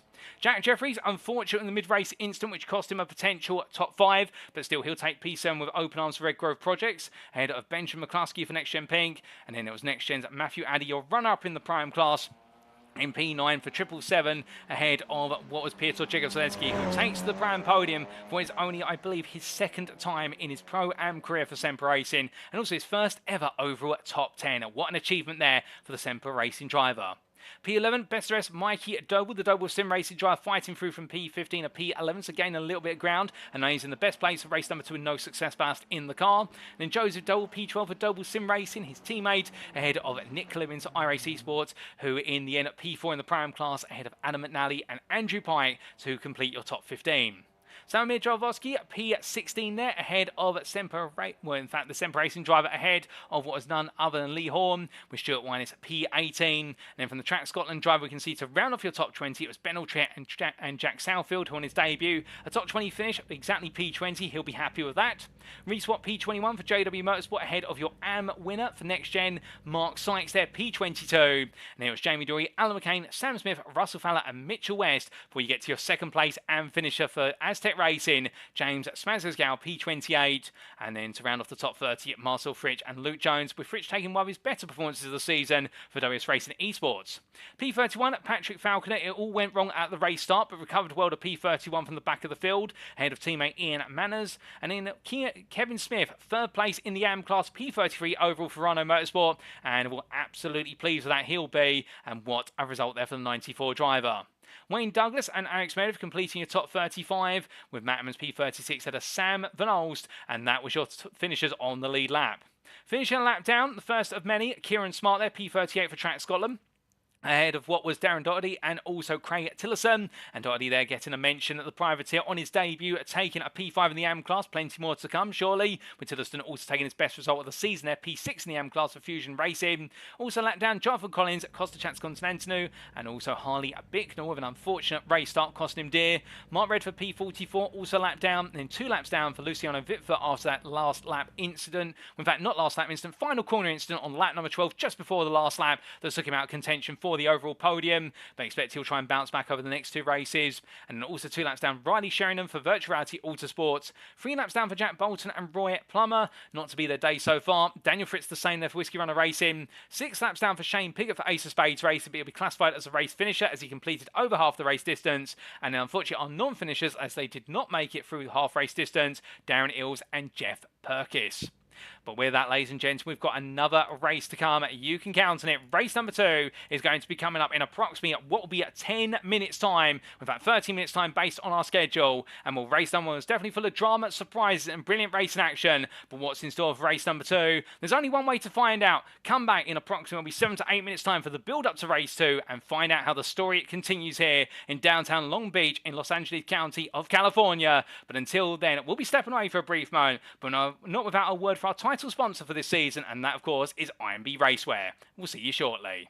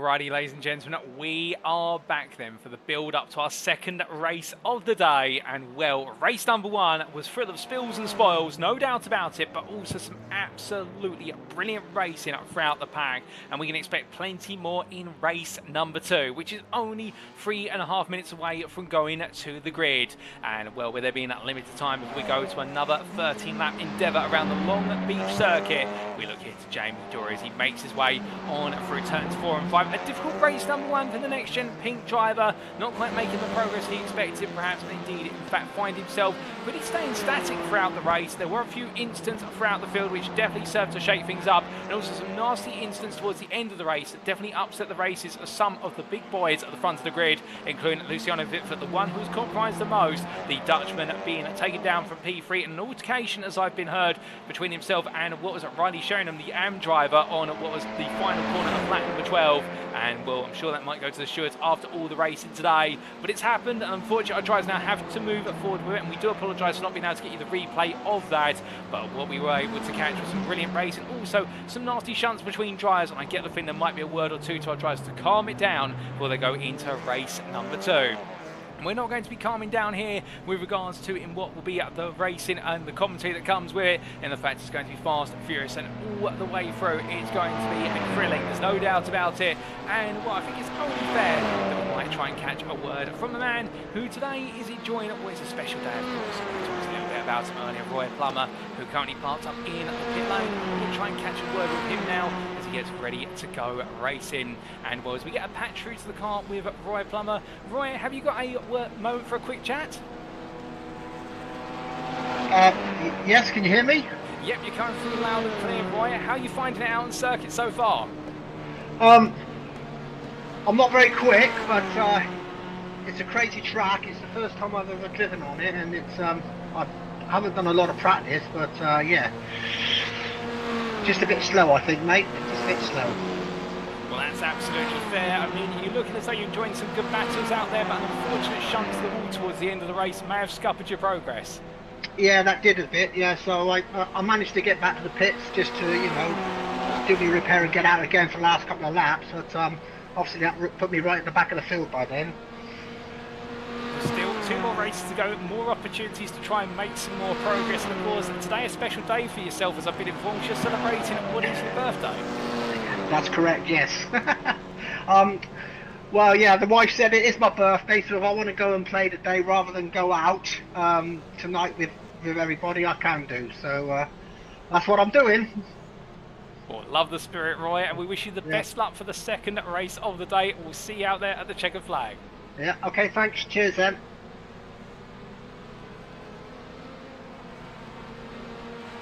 Hearing it there from Roy Plummer, and well, absolutely full of enthusiasm, no doubt about it, and as he gets set and ready to go once again. Indeed, whether you're AM, Prime or Pro, and we're hearing there from the AM drive from the next gen of Roy Plummer, being his birthday today and going racing today, and well, absolutely brilliant to see, and we'll try and get a word or two from us other drivers a little bit later on, but we say hello there to DQ Dave in the YouTube chat, who's cheering on where's the Sim Racing Collective boys this evening, giving them a shout out there, and also saying Jack Southwood for a podium at this race in the Prime class. We look forward to seeing whether he can do it. And also Mr. JSA there saying big up DQ and Dave on Twitch, and indeed many other drivers do stream up their on-board perspectives there. So if you are a fan of a particular driver, you may want to see whether they're also streaming their perspectives to cars alongside the live broadcast. But without further ado, ladies and gentlemen, it's time for race number 2. And as our drivers make their way onto the grid, this is how they're going to line up for what will be our second race of the day. It is going to be as follows. It'll be Isaac Doble who takes pole position, carrying on from his win in race number 1 for Doble at Sim Racing, joined on the front row by Wojciech Swirydowicz for Semper Racing. Row 2 goes to Adam Delwant for SRL with Next Gen Gold, and he'll have the company of Kieran Sharp for the Sim Racing Collective, who starts P4. Gavin Garner will start P5 for what will be Next Gen Pink, ahead of Daniel Downing, your prime pole sitter for Goldwyn Motorsport, looking to make it 2 out of 2. And then Jack Jeffrey starts P7 for Redgrove Projects, ahead of Benjamin McCluskey for Next Gen Pink. Keep your eyes out for the 67 driver Jeffries. We reckon reckon he's chasing a podium in this race, given what happened in race number 1. Matthew Addy starts P9 for NXTGEN. Alongside him will be Piotr Jegosławski for Semper Racing. Watch out for the Polishman, who will be fighting hard for a second place in the Pro-Am class in this race. Mikey Doble starts P11 for Doble Sim Racing. No success ballast in that car now. Can Doble go a bit further, as can his brother, Joseph Doble, who lines up alongside him P12. Could we see them all in the top 10, all 3 members of the family? Meanwhile, starting P on the 7th row of the grid at P13, that is, it's Nick Clemens for iRacing Esports, ahead of Adam McNally for SO NXTGEN Gold. Andrew Pike starts P15 for the Sim Racing Collective, ahead of Slavomir Javoski for Semper Racing. And it's Lee Horn for NXTGEN, ahead of Stuart Wyness, who make up what is your 9th row for NXTGEN and Track Scotland. Your top 20 is completed by Ben Altria for Full Tilt V Motorsport and Jack Southfield for the Sim Racing Collective. And then Reese Watt starts P21 for JW Motorsport, looking to make some more progress after a promising race number 1, gaining 12 places in race 1. Can he do that again in race 2? And he'll have Mark Sykes, the Pole City and winner in race 1 for company, starting P22 for NXTGEN. We then have P23 Jamie Dorey for NXTGEN Pink, ahead of Alan McCain for iRacing Esports. With your 13th row of the grid being occupied by the pair of Sam Smith for iRacing Esports and Russell Fowler for Performance Link Esports. Russell Fowler's one to watch out for, given the fact he was leading for the majority of the Pro-Am race in race 1 until an unfortunate incident put him out of contention. Mitchell West starts P27 for Mitch West Performance, ahead of James Smaskersgal for Aztec Racing, with Marcel Fritsch for P29 there for Doyos Racing Esports, ahead of Luke Jones for JW Motorsport, who rounds off your top 30. Patrick Falconer starts P31 for JW Motorsport, ahead of teammate Ian Manners, with Rhino Motorsport's Kevin Smith P33, ahead of NXTGEN Pink's Wayne Douglas. Alex Meredith starts P35, having started from what was outside the top 45 in race 1. He's gained the best plot of 17 places so far. Can he gain about the same in race number 2? You never know. And the NXTGEN driver will be joined on the 18th row by Verano Motorsport's Matt Emmons. We'll then have on row at number 19 Sam Van Ols for Goldwing Motorsport, ahead of Track Scotland's Kieran Smart, with Darren Doherty starting P39 in his second race of the season, the privateer, ahead of Craig Tillerson for Fusion Racing.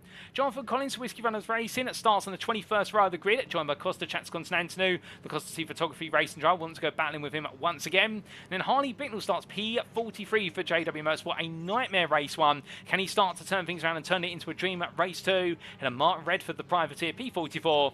Luciano Vitford starts P45, a painful starting position. He's got all the work to do for World of Racing, and of Riley Sheringham for Virtual Reality Autosports. The two drivers coming together, and they'll look keen to steer clear of each other into turn 1. Jack Bolton P47 for Grant Motorsport, ahead of Roy Plummer for NXTGEN, who starts P48. And then we do have starting at what will be P49 none other than Daniel Fritz for Whiskey Run the Racing, ahead of Shane Piggott for Ace of Spades Racing. And then at P51, last but not least, Darren Ills. He'll be starting there at the back of the grid on what will be at the 26th row. And well, as they get ready to go racing, how will it all play out? That's the big question that we're going to be answering for the second time today. And we'll look a familiar front row start, albeit it's going to be this time Isaac Dower, who's joined by Wojciech Swirydowicz. Swirydowicz got the launch into turn 1 in race number 1. Will he make it happen once again in race number 2, or can Isaac Dower counter him? And meanwhile, Adam Dillon and Kieran Sharp, the two Hondas, they've made progress. They're fast launchers. Could they be in contention for the win here? Well, the lights are going on, and it's going to be 1, 2, 3, 4, 5. That's 5 red lights, and it's away we go for our second race of the day. And Isaac Dower once again a slow start, and Wojciech Swirydowicz immediately moving into lead. But as we head into the second stage of the acceleration, Swirydowicz does get ahead. The two Hondas behind, tucking nose to tail here, but Adam Dillon going defensive down into turn 1. And you can see that everyone's serpentining behind as they head in towards the braking zone. And as they all roar their way on through, we look to the blimp camera here. All the drivers right now all in close contention as they make the way on the break, and they seem to all survive it. But as they make the way on through the opening few corners, we look back to the closer cameras here as they make the way in towards what will be turn number 4. And Cyrus Hodgson, Matthew Addy and Daniel Downing.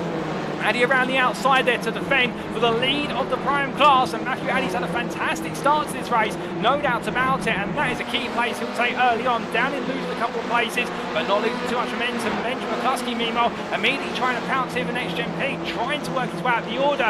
Downing on the outside there through turns 6 and 7. It's going to be important. Downing's going to lose some ground here through this batting, and that's going to cost him in the longer term as they make the way in towards turn number 8. As they roar the way through, Mikey Doble, no places gained. Joseph Doble the same, but now it's going to be Piotr Jegosławski versus Doble. They made the way on down the back straight. You can see there Joseph Doble tucking in behind his brother, trying to give him a little bit of push along the back straight and trying to make it a 2-for-1 pass as they make the way into turn 9. Will they pull it off?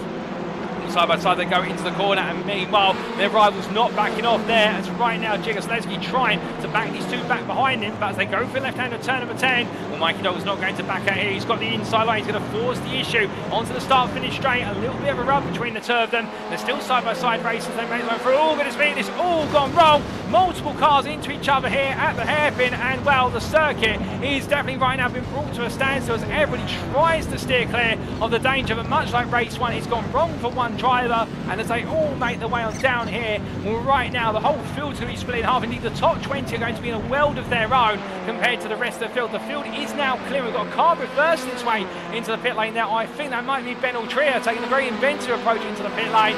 As they all make their way down, it looks though the hairpin has now been cleared. We're going to need to get a replay of what exactly happened there very shortly for the sim Paris, and we want to understand what exactly triggered it off. But right now, after one lap of racing, playing back in Kevin Smith, they're side by side with losing a bit of brake drift there from Kevin Smith under braking into contact with Bitford, but Bitford survived it. Smith will rub to the wall, so he drops down a P27, but Luciano Bitford has already gained what has been 19 places since the start, so he's been able to charge his way through, and there's still more to come.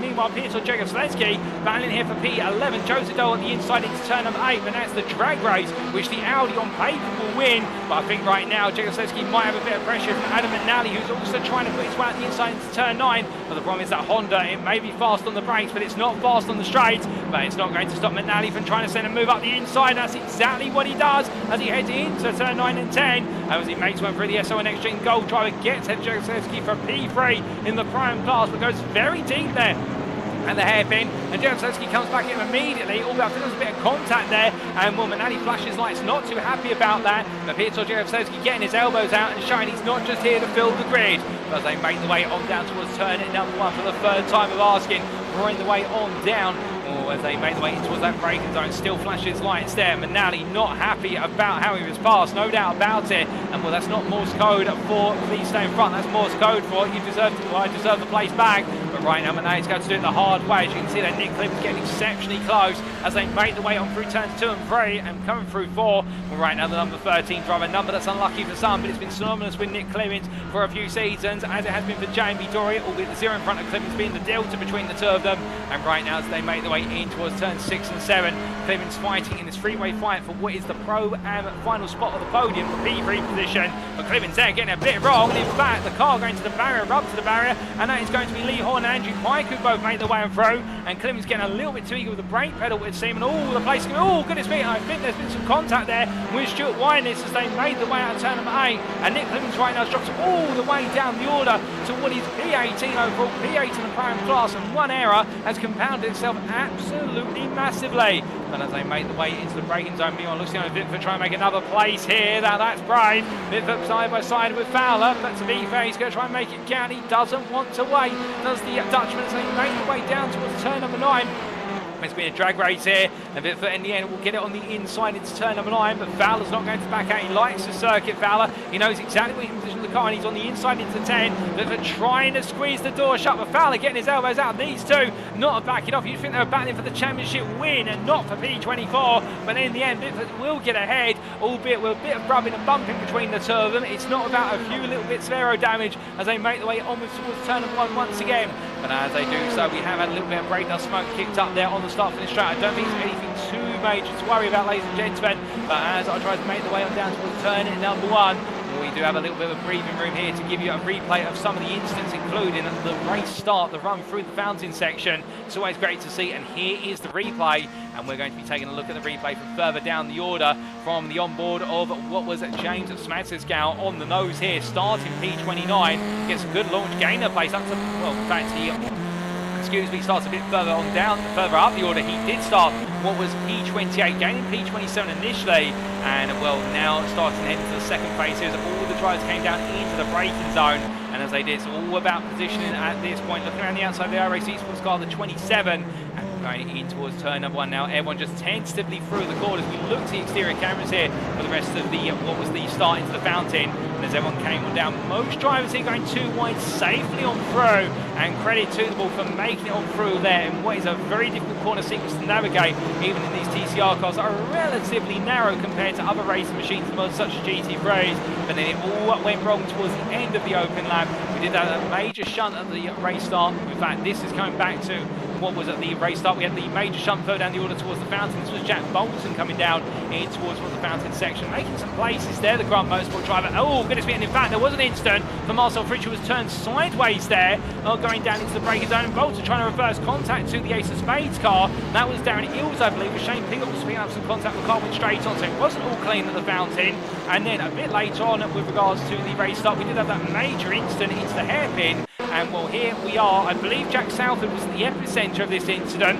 The Sim Racing Collector driver coming into the braking zone. There were multiple two wides going on ahead, and in the end comes down to the braking zone. A bit of contact at the rear of the Sim Racing Collector car behind him, and then, well, that was one of the JW Motorsport cars being turned sideways. We can't quite tell you who it was, but we can tell you that in the end we saw everyone have to queue up behind, and I believe that may have been, well, we can't quite confirm who it was. I think it was Reece White, in fact, who got caught up. But we must come back to live racing pictures now, ladies and gentlemen, because whilst it's good to always gloss on the replays, at the same time as well, we need to keep our eyes on the racing that's happening in the field. And as we return to your race leader, Wojciech Swirydowicz continues to lead ahead of Adam Dillman and Isaac Doble. But meanwhile, further down the order, Matthew Addy and Daniel Downing are now together for a brief moment. Here comes Mikey Doble, looking for an opportunity to try and make a move count, as he looks up the inside here as they crawl the way on through and in towards the braking zone for what will be at turn number 1. And with Mikey Doble up there on the inside as our battle box decides it doesn't want to work at the moment. We'll try and get that restored very shortly for you, ladies and gentlemen. But the drivers have made the way on through. In fact, our replay has disappeared. Mikey Doble making the move there as they make the way in towards turn number 4. And well, as they do so, we get the circuit map back and our overlay is refreshed. And Mikey Doble making another key place, and the important thing for Matthew Addy is that buys him a bit of space between himself and Mikey Doble, between himself and Daniel Downing, as we get our drivers in the right order of that prime battle. And it's Mikey Doble who is the one who creates the space in between the terms. The Doble Sim Racing driver very shortly looks to try and make some progress on Matthew Addy in return. But meanwhile, he was caught up in that instant. Coming down to the hairpin, he was able to steer clear of most of it. This is Jack Southfield for Sim Racing Collective as he makes his way on through turn number 8. He's chasing after Stuart Minus, and with the Track Scotland driver still trying to hold on to what is a P5 in the prime class. As being off camera, Matthew Addy has been passed by Mikey Doble, and Josie Dole's now ahead of Daniel Downing. So the pros are picking their way through. Car parked up there. That is, I believe, one of the Whiskey Runner Racing cars that's decided to park itself on the run into turn number 9. I think with respect to blue flags. As the drivers make the way in towards turn 11 this time, Jack Salford's still there right over the back of Winus, but Winus feeling confident as we ride on board and look back from the rear on the Scotsman as he makes his way onwards towards another lap. Going to lap number 7, and we're at the halfway point in this second race of the day, and we've had brilliant racing so far, and these guys right now absolutely epitome the fine race in the midfield as they make the way down. And keep in mind as well, this is for P13 overall, and that is a very significant position given race 3 is coming up after this one, in the fact that P13 is the guaranteed reversal position minimum when we come to reverse grid of anywhere between P13 and P23. So if you can finish P13 in with race number 2, you are guaranteed to be somewhere in that reverse grid, and with the number 13 is drawn from the lottery bowl, it puts you on pole by default. So Winus right now is the man to beat for everyone behind him, and Southwood knows it and is absolutely going for it as they make the way in towards turn number 6. As they charge the way in towards the braking zone. Winus right now knowing that he's got the speed in the Lancia, but the problem is he hasn't got the tyre life compared to that Honda behind, and that is what's going to cost him in the longer term. But the drivers make the way on through turn number 8. We're getting a good exit out of turn number 8. He's going through the key thing for Winus. He can then just gradually pull away and open the gap back up. But meanwhile, looking for some battling here in the AM class. That's Kevin Smith for Honda Motorsport trying to hold on to P5 in the AM class, P32 overall. Simon Slowed down, Eels into the fountain. Eels backs out there in the battle of the two, what is Velosters, albeit Smith, the Honda Motorsport one, leading ahead of the Ace of Spades racing machine of Darren Eels. Meanwhile, behind Riley Sheringham, also trying to get to the back of this battle. Ian Manners caught up behind him. The Virtual Reality Autosports driver in the number 4, pushing on here as they make the way in towards what will be turn number 6. They make the way down towards the braking zone. Joseph Douglas found his way past Matthew Addy off camera for P8. Matthew and Daniel Down back together now in the battle for the prime lead. But meanwhile, in the foreground of the camera shot here, Smith still having to work hard as Ian Manners on the inside, showing him into turn 8. Sharon's going to go a bit deep, misses the tyre barrier, and then Ian Manners makes the move count for JW Motorsport. But Smith here going defensive on the inside in towards turn 9. He's feeling vulnerable as the 94 driver. Hill's looking around the outside here, and this is an important position for points in the championship as they make their way on through turn 9. Trying to do the switch back there is Hills, but not getting the best exit, and therefore losing out as Kevin Smith holds on to the position for a little bit longer. But as they make the way on through turn number 11, meanwhile we must come back to the prime lead because this is now starting to heat up with 6 laps remaining, including the lap they're on. You're looking at race leader in the prime class, Matthew Addy P9, but behind that's Daniel Downing, Peter Jagowski and Adam Nally. Your top 4 primes are separated by only 1.1 seconds as they barrel their way down the back straight here. And well, on paper you would argue that Daniel Downing should struggle given the success pass that's in the car. He's got the maximum for the primes of what is the 32.5 kilograms. But the flip side of the coin is that right now Peter Jagowski's got a little bit of weight in the car, but not as much. Adam and Ace home. Jagowski up the inside. It's a late move, but Jagowski, the master of the late breakers, into that hairpin. Downing giving him the space, and seeing it coming. But Peter Jagowski, well, the photo that he has there with that massive grin, I'm sure he's going to have a grin like that in the car right now as he's enjoying the racing as he makes his way down towards turn number 1. And we can see Daniel Downing tucking in behind. The Elantra's not got the speed versus the Audi as they make their way in towards turn 1. But has it got the brakes?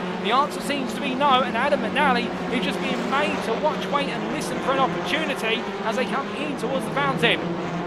As they make the way through turns 2 and 3. Well, right now Matthew Addy's got to look in his rearview mirror and realise he's now got an Audi that's very keen to try and take the lead of the class off of him. Meanwhile, Winus is now only 1.6 seconds off of this battle, and then Jack Southfield will be brought with him a further 3/10 behind, so we could have a 6-way fight for the prime win, depending on how hard these tries fight one another towards the end of the race. Meanwhile, whilst all this is happening, your AM leader is Rana Motorsports' Matt Emmons. Well, how he's got there, we don't know quite the full story, but he has got there, and I believe Mark Sykes may have been caught up in that instant, the hairpin on what was lap number 1, and Matt Emmons has been able to steer clear of all the drama and danger. And well, right now he's got the pressure of Kieran Sharp behind, and if he could find a way past Reece Swan, he'd take P23 and be eligible potentially for the reverse grid pole, and he'd be the first AM who's ever made it into a reverse grid since the inception of the class. As they make their way on down towards turn number 6, I think the answer is going to be here that Kieran Sharp wants to place in turn the pro driver. But meanwhile, whilst this is still playing out, we go back to that prime lead battle as they make their way out of the hairpin and ride on board with the next gen car and Matthew Addy, the 777, as they make their way onwards towards what will be lap number 10. 4 to go here in race number 2, and Addy right now under sensational pressure from what is pretty much the whole top 5 pack of the Pro-Ams. The point being, as they make their way down towards turn number 1, is the fact that he's going to feel safe here. But meanwhile, Downing looking to go defensive as McNally now started to use the Honda's tyre advantage to make his play as they make their way in towards the fountain section. And will McNally close, but will he be close enough as there's contact and Downing is turned at the fountain, and Daniel Downing now having to wait to get on through, but he's not going to be able to. That car's going to have to gradually be reversed around, but that is a painful process. He's got a gap once P21 comes through, but I think Downing's got to be careful here not to do anything more than the bare minimum to start reversing the car around. In fact, it's going to feel as though it's the Austin Powers meme clip. Yes, some of you remember it from one of the earlier Austin Powers movies, whereby he's having to drive between 2 walls, albeit not in a forklift, but in a touring car, and he does it just now as he turns the car around there. But the Goldwyn Motorsport driver losing out massively after that contact between himself and what's Adam McNally, and in the end, now just having to bring himself back together. But meanwhile, as he does so, we do look to Isaac Doble, P3 in the overall category, and also in Pro, and when he makes his way on through the final quarter, going on to lap number 11, and he's fallen away from the top 2.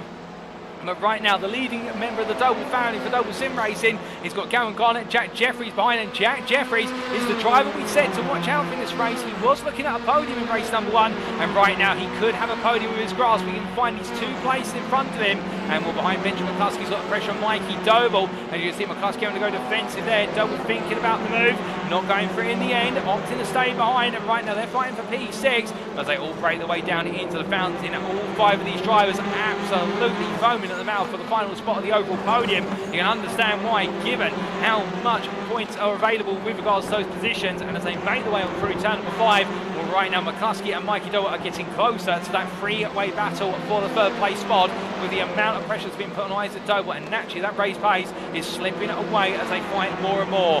And meanwhile, looking to your leaders, we can see Wojciech Swirydowicz in a comfortable lead here, but meanwhile we have to come back to Mikey Dorey for a brief moment. He tried to take a sneak peek up the inside of Benjamin McCluskey, can't quite find it, but right now absolutely trying to find those little inlets in order to be able to make the move or force a mistake, but as they make the one down towards the next corner, Isaac Doble going defensive here. Meanwhile, Gardner looking around the outside, up the inside looks Jack Jeffries, he can't find it. Jeffries right now for Red Grove Project having to wait and look for another opportunity shortly, and well, we are also keeping a sharp eye on that prime lead battle. We'll let you know if anything happens, ladies and gentlemen. Meanwhile, McCluskey having to go defence there into the hairpin, that's going to cost both him and Mikey Dorey a lot of time, and right now Isaac Doble, Cameron Gardner and Jack Jeffries carry on their merry way down the start finish straight as they roar their way onto lap number 12. Flashing lights there from Jeffries, trying to get into the head of his rivals, but right now Cameron Gardner says no and looks to be as obstinate as humanly possible as they make their way down towards the braking zone, drawing their way as they do, heading down towards turn number 1 for the penultimate time for this race of the day.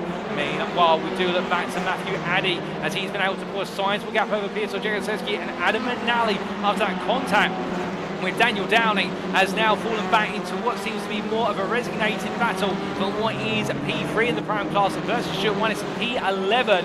And keep an eye on, of course, Jack Salford's on the back of this. Andrew Pye, Lee Horn and Nick Clemens also closed up. So right now it's long packs of cars wherever you look inside the top 20, and everyone eager to make as much ground as possible to give themselves an opportunity to be in the prime position for that potential reverse grid. And well, some big points could be scored in race 3, if not in race number 2. But as I try to make the way over in turns 6 and 7 here, will mean, well, a bit further down the order, Kieran Sharp has found his way past Matt Evans, the leading AM driver. Evans at a second behind, you can see him in the rear of the picture. Sharp now looking to try and make a move here on Reese Watt for P23, the final potential reverse grid position. So Sharp will want this, he'll want some sort of consolation if he can, albeit he's got to wait for the lottery draw to see if it's worth it. But meanwhile, as they make the way on through turn number 5 down towards 6-7 they go. Well, it's going to be a potential move here from Sharp, looking to the inside under braking, what's going to give him the space, but Sharp will know it's a tight run to the apex.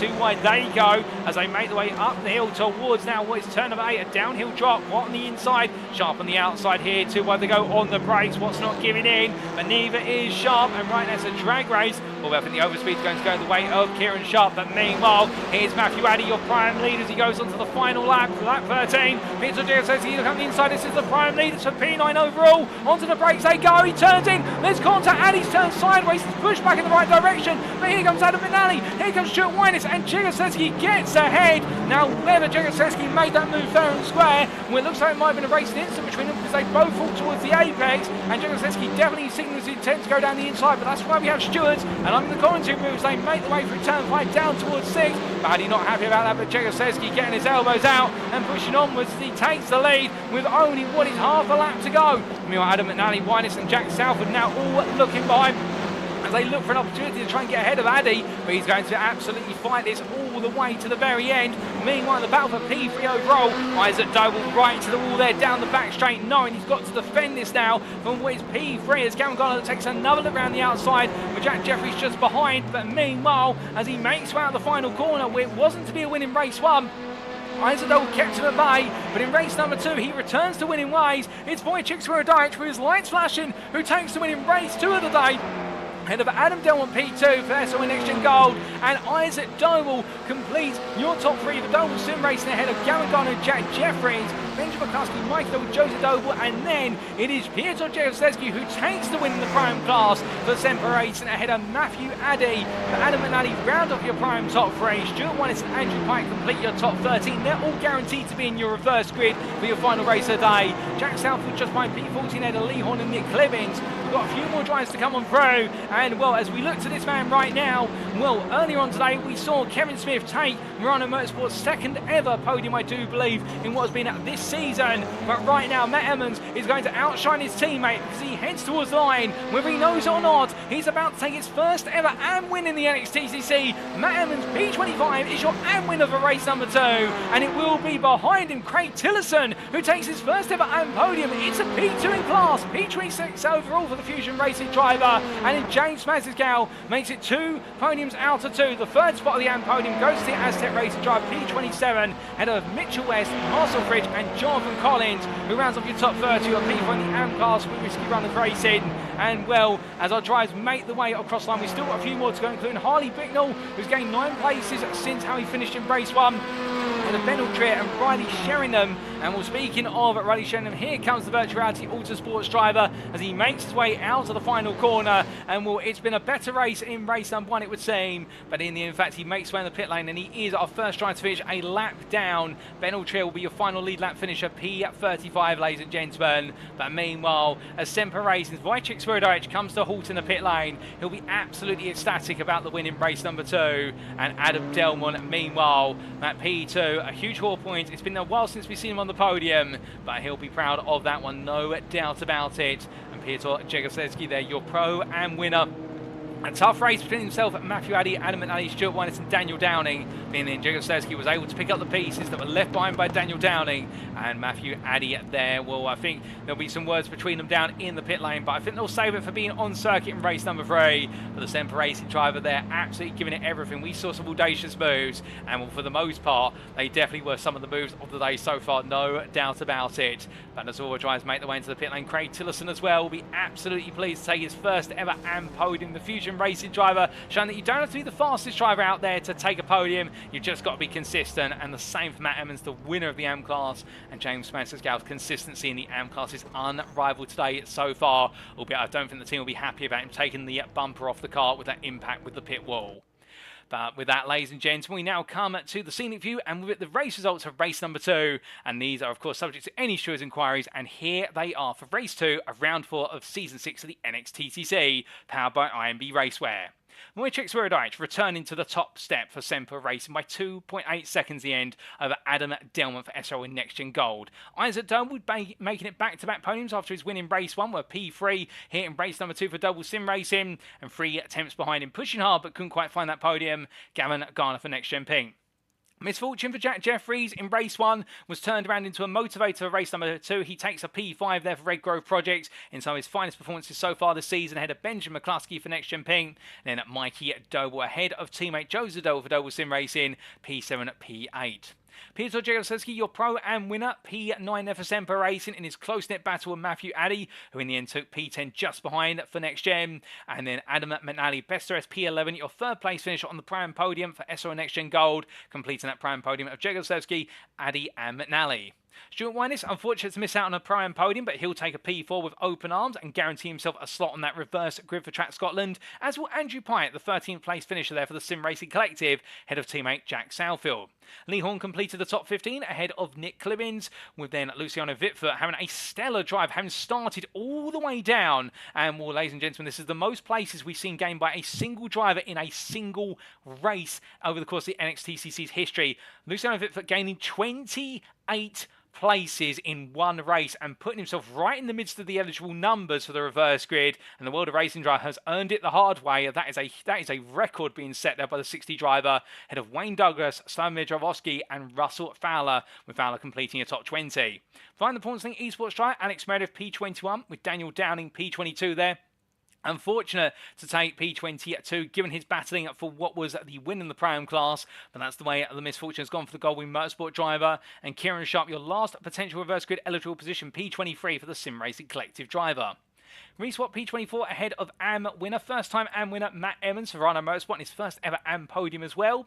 Ahead of Craig Tillotson, his first ever AM podium there, P2 in the AM class of Fusion Racing, and James Mansell making it back-to-back podiums today with P3 in the AM class, P27 overall for Aztec Racing. Mitchell West P28 ahead of what was the pair of Marcel Fritsch and Jonathan Collins to complete your top 30, with Ian Maz P31, Jamie Dorey P32, then Sam Van Olst, Harley Bicknell and Ben Trier all the way to complete your top 35, and your top 35 were your lead lap finishers. Finish a lap down at P36 for Riley Sheringham, who took with that a P6 in the AM class, a good result there for the Virtual Reality Autosports driver, and Super Riley 10 saying in the YouTube chat that felt good, and it definitely should, because I believe that's his best result of the season so far. Roy Plummer just behind him P37 ahead of Shane Piggott, and UNC completing the top 40 was none other than Daniel Fritz and Darren Ills.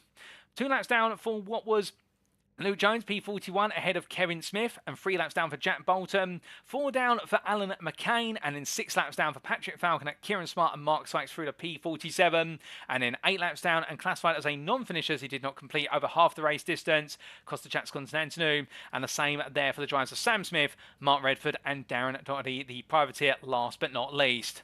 But that was our second race of the day, ladies and gentlemen. We've still got one more race to come, of course. It wouldn't be an NXTCC night of racing without 3 races on the schedule. But that does mean we have the all-important question of that final reverse grid draw of the day. And well, welcome to the commentary booth. We're back here once again. And to take you through the quick format, we have got the lottery bowl here of what is our numbers 6 through to 12. Very shortly, I'm going to close my eyes and draw 2 balls from the bowl, one at a time. And we'll add the numbers together. And that'll be our reverse grid position for our final race of the day. Without further ado, ladies and gentlemen, let's get to it. So that's the shuffle for draw number 1, and we draw our ball, and it is going to be the number 12. So we're already looking at what will be one of the larger grids possible here, and this could be huge. I think Luciano Vitford right now might just be chomping at the bit of this one in terms of where he could start, but we'll have to wait and see as we now do our shuffle and draw once again. And as we do so, our second ball is out of the bowl. And it's going to be the 2 opposite ends of the spectrum today. So it will be 12 and 6 added together to make it 18. And well, as we quickly check our standings, ladies and gentlemen, that means Wayne Douglas will find his way to pole position, and he will be joined on the front row by the man we just mentioned, who made the biggest recovery drive of anybody in the NXTCC career. It will be Luciano Vitford, who starts P2, with Nick Clunes and Lee Horn alongside each other on the second row, battling for Pro-Am supremacy. So that's it, ladies and gentlemen. A top 18 reverse grid for our final race of the day. And we'll be back in approximately what will be 10 minutes time for the build up to race 3 and plenty more. Don't go anywhere. We will see you soon. Indeed, it's a race that's not going to be wanted to miss. But without further ado, also a quick word from our sponsor, IMB Racewear.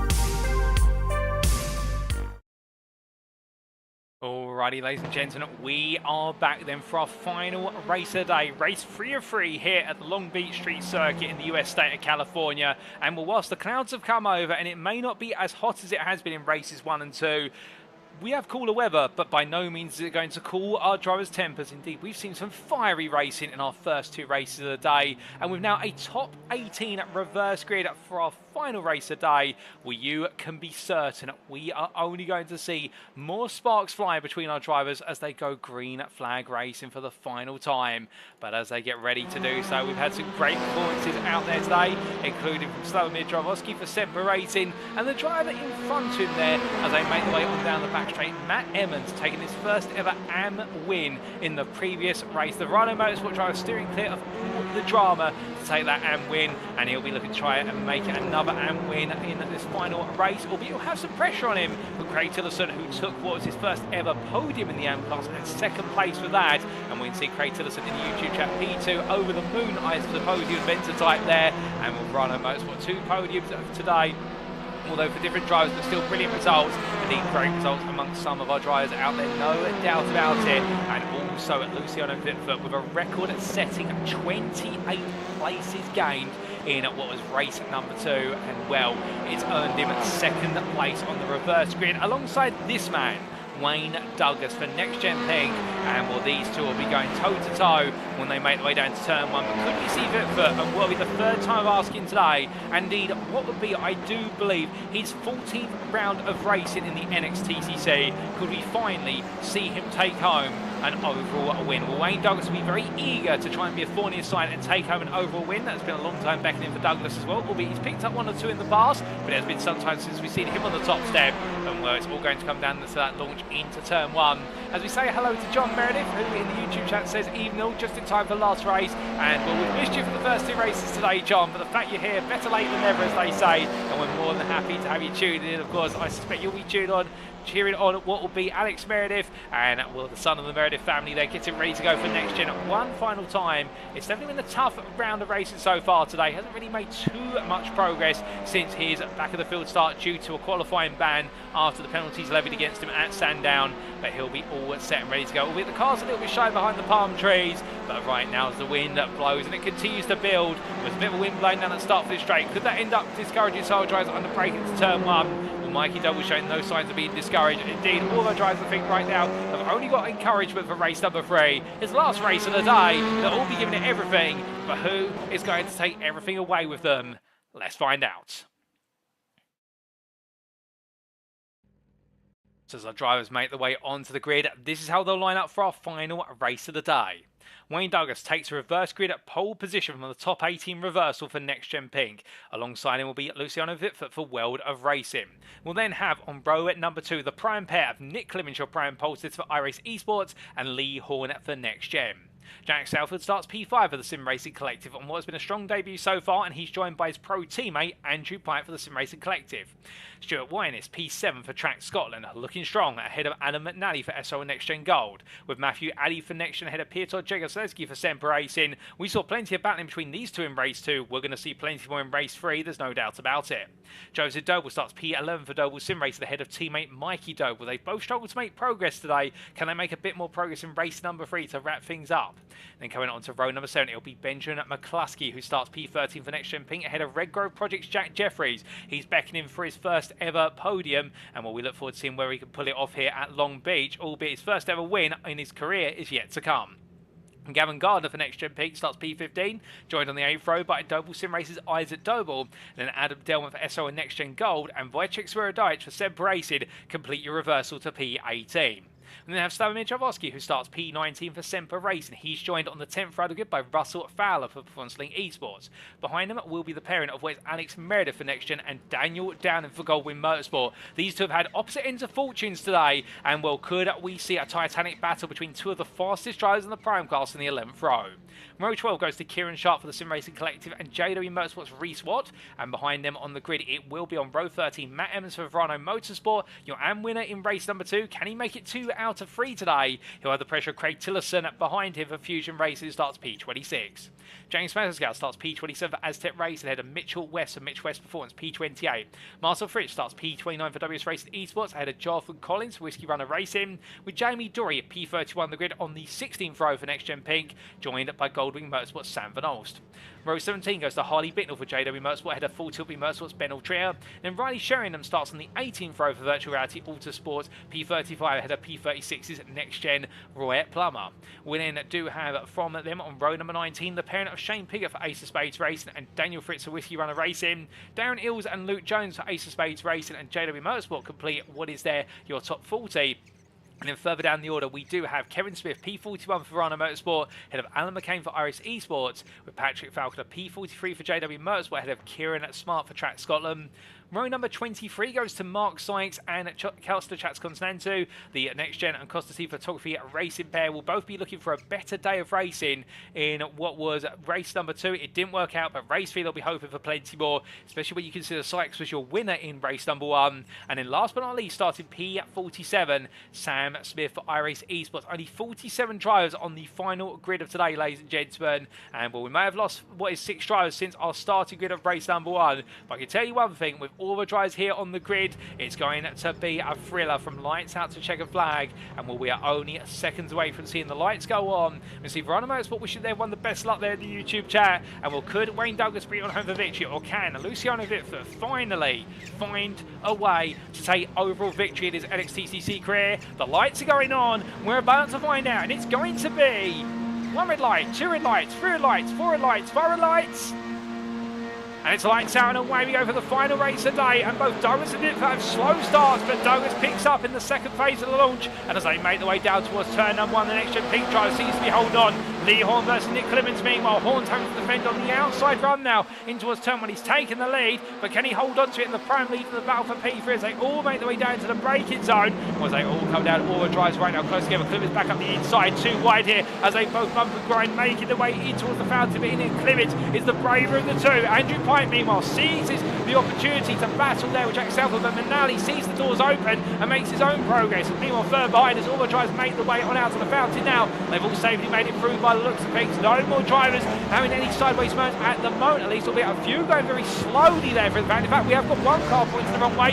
Who is it? I think that might be an instant there for what is Mitchell West. Indeed it is, the Mitch West Performance driver, as they dismal start to this race. Indeed, it's only compounding what has been a day of woe for the Australian driver as he brings it together down in P46. We also had Shane Piggott have to be towed to the pit. There might be a bit of a story between the two of them.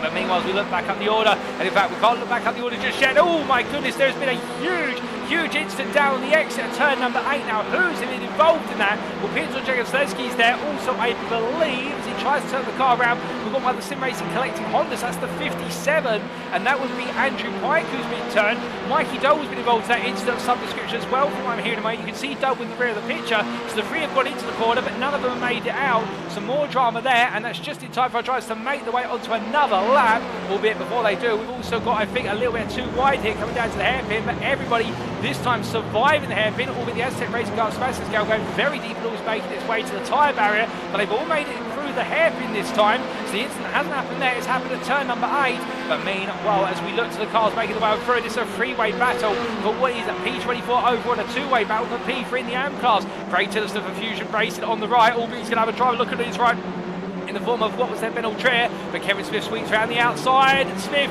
going for the move there, but hits the barrier as he exits the corner, and as he does so, that's going to be some damage picked up. Ben Trier manages to get himself between the 2 AM drivers, so therefore Smith's going to have a bit of breathing room, but how long is it going to last? Given the damage he's now picked up on the car, could that hinder him? Well, meanwhile, we look back to the front of the field, and we wondered how long before we'd see this. 2 Titans at the field as Wayne Douglas defends on the inside in turn 8. Whitford goes to the cutback. He gets the move successfully underway, and now it's a drag race down the back straight towards turn 9. Whitford's going to have the overspeed here, but keep your eyes on the Audi. It will pick up in 5th gear, and that's exactly where it'll be. As you can see, flash of lights from Douglas trying to distract as Whitford makes the move on the inside, takes the lead, and the world of racing driver now just needs to run with it. Meanwhile, Nick Clements runs sideways into the barrier there at turn number 9, and well, the iRacing Esports driver, we're not sure if that was aided with contact, but Jack Selford looks up the inside of Clements, looking for the move of Peter in the prime class, P4 overall, and here comes Adam McNally as well. These 4 prime drivers have been let off the leash, and they're going absolutely feral. all as they make their way down the start finish track onto lap number 3. It's McNally versus Clemens in the final podium spot in the prime class right now. And as they power the way through, got a long way to go in this race.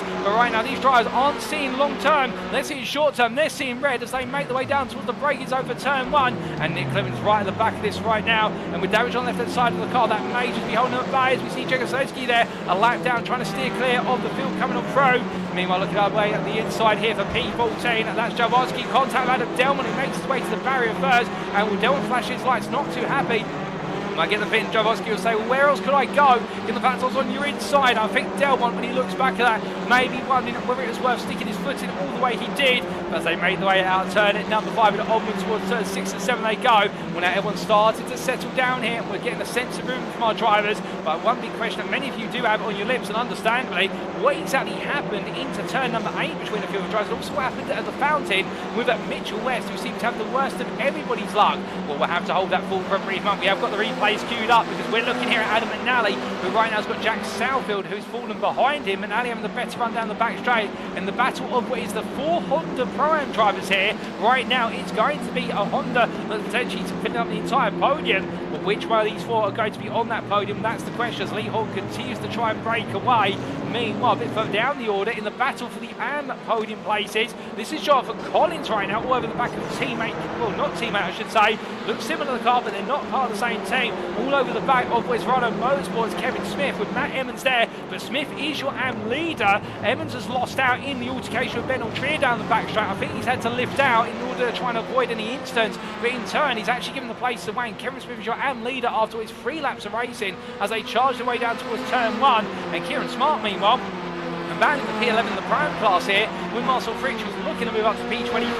But I think Smart's got other ideas here, so it's going to be Fritsch on the outside to inside right into turn 1. Smart looking around the outside here. Both cars got a bit of damage on it. You can see it quite predominantly on Fritsch's car on the front bumper. It's receded into the car, and will in return making a move on the inside and making it count as Marcel Fritsch. He holds on to the 11th place spot in the prime class. Nice defense there from the Austrian driver, and Kieran Smart's going to have to be a little bit more inventive if he wants to make that place. As they make the way off the corner. Meanwhile, it gives us just enough time to take a look back at the opening lap incident, and we start off with what happens at the fountain, and we're looking at Darren Eels in particular here. We believe he may have been involved in the epicentre of this incident. They made the way through the corners. Eels in the end, car going around, and that was, I believe, the other Ace of Spades racing car, Shane Pigott, being turned around. So that explains what happened to them, but what happened to Mitchell West? West was already pinned to the wall by the time that happened. We take a look at what happened to Mitchell West then on was the same camera, but just a little bit earlier.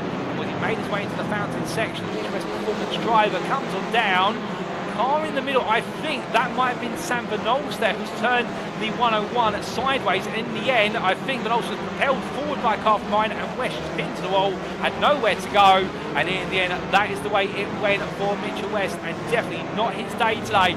No doubt about it. But then the other question you may have is what exactly happened to Mikey Doble and a number of our drivers, including Peter Jegosowski and Andrew Pike. This was down into turn 8 late on lap 1. Battling here between Doble and Jegosowski. Through the corner they went, and in fact, no, it was the contact there between Jegosowski and Pike, and Doble just happened to be in the wrong place at the right time to be caught up in it, and all 3 drivers stuck to the wall there. They couldn't move until the field had come on through. So that explains our 2 key stories from lap 1, ladies and gentlemen. Now return to your live racing pictures, and as we do so, we've still got plenty more races to go. But have we had any changes to the places since we looked away? Well, Lee Horn still leads the prime class here for Next Gen, ahead of Adam McNally, with Jack Southfield behind there, and Southfield right now looking to get closer and closer as they roar their way down the back straight, heading in towards what will be turn number 9 for the 5th time of asking. But right now it looks like Southfield being made to wait instead of the Sim Racing Collective. Love to have an opportunity to take a bite out of that P2 prime position, then go hunted after Lee Horn. I think he feels as though he's got the pace to do it, but the problem is right now he's got the question of Adam McNally, who's earned his right to be in front, who's a very tactical overtakes. But as they make their way down the start for this straight, we've still got over half the race to go. They charged away on through, and as they do, meanwhile, when these drivers roar onto another lap, we do look back to Kevin Smith, your AM leader.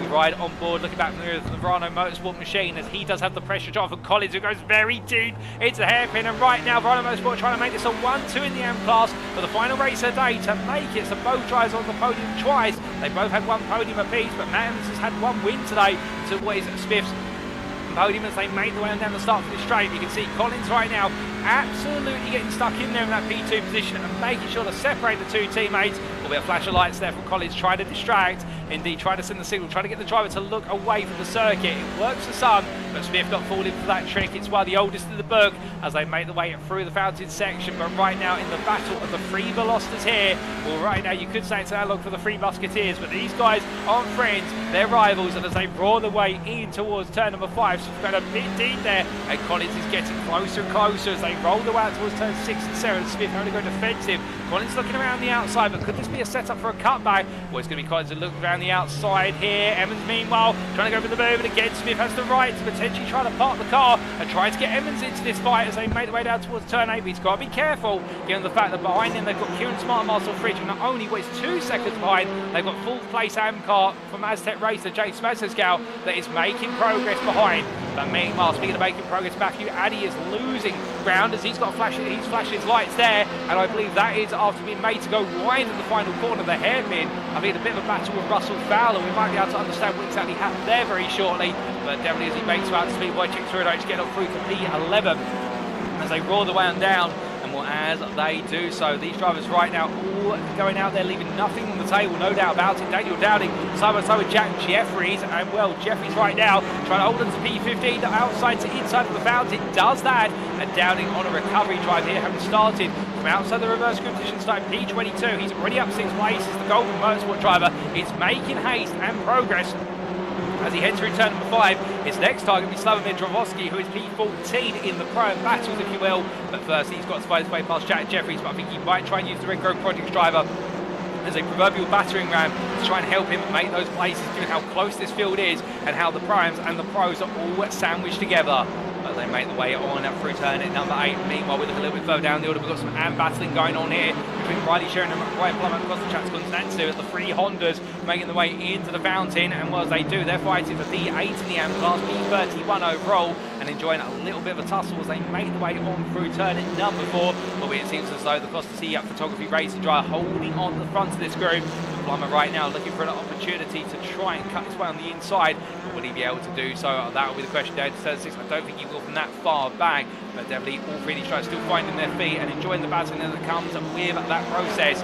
But as they make the way out to turn number 7, it's going to be a downhill run here. Plummer on the outside, and well, Chats Continental defending hard as they make the way on through turn at number 8. And no change at the moment, although Plummer's going to have a bit of an overspeed here as he gets within at 1/10 as they get towards the halfway point. Plummer backing off there as they make the way under the bridge, and I think right now just wait to see if he can go to mistake out of the Britain in front of him.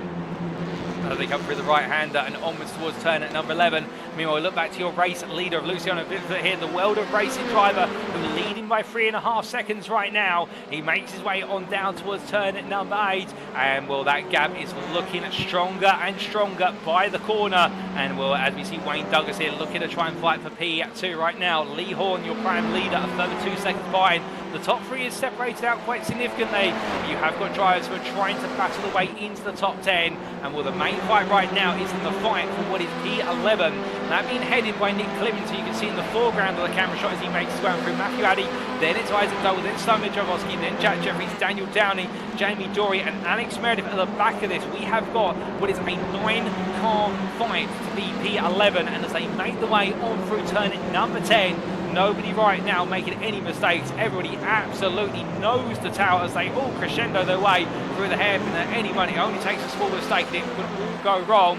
But meanwhile, speaking of things going wrong, we've got Marcel Fridge going quite slowly down the back straight. The WS Racing esports driver, as he does so, is being swamped by a whole field of AMs here. And in fact, on the outside, I wonder if there's damage to the car for Marcel Fridge. We've also had Kevin Smith fall down at P3 in the AM class, and Matt Emmons down at P2. Jonathan Collins is your AM leader, and well, as they make the way down at the start finish straight, there's Collins, then there comes Emmons just behind him, and Smith much further behind. I think we've got a bit of a story to play out here, because James Spaziscow, Mark Sykes and Harley Bicknell are all over the back of this as they roar their way onto lap number 9, and well, Sykes in particular here, looking to try and make a move versus his fellow Audi driver, the Aztec Racer driver, fence inside. Sykes trying to go even deeper to the inside. There's not much room on the brake in here. This is going to be very bold from Sykes. You know how tight that line is. He's going to make it work, and he moves up the position, moves up to P23, P4 in the AM class. Meanwhile, behind, that's 2 wide between Spaziscow and Smith, albeit, in fact, it's too wide between Harley Biddle and Smith, I should say.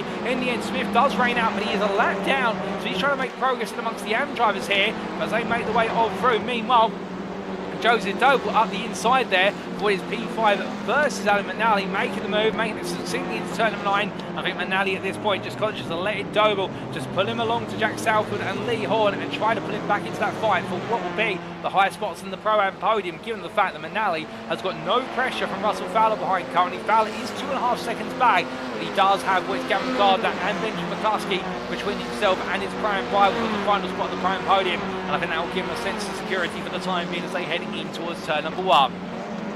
As they make their way down towards the braking zone, and meanwhile look back to Daniel Downing fighting with Jack Jeffries here, and well, they may be in different classes, but they're both fighting for the final points in the oval vision positions of P15. And when he comes into the left-hander, Downing on the inside, Jeffries hanging around the outside, contact with the barrier, and well, Jamie Dorey comes into the scene of the incident, and in the end makes a move here with Jeffries struggling.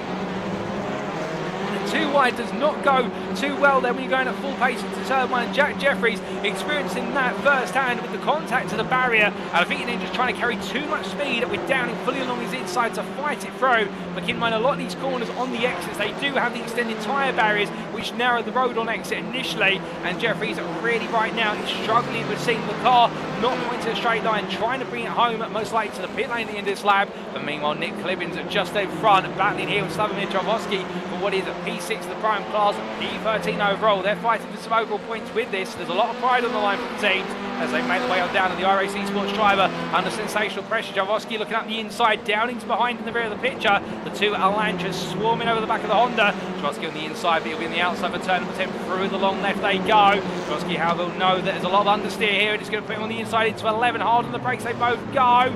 Very slow to the apex, but then again gets it done. Clemens now gets the better launch. That Honda absolutely blazing out of second gear as they make the way onwards towards what will be at lap number 11.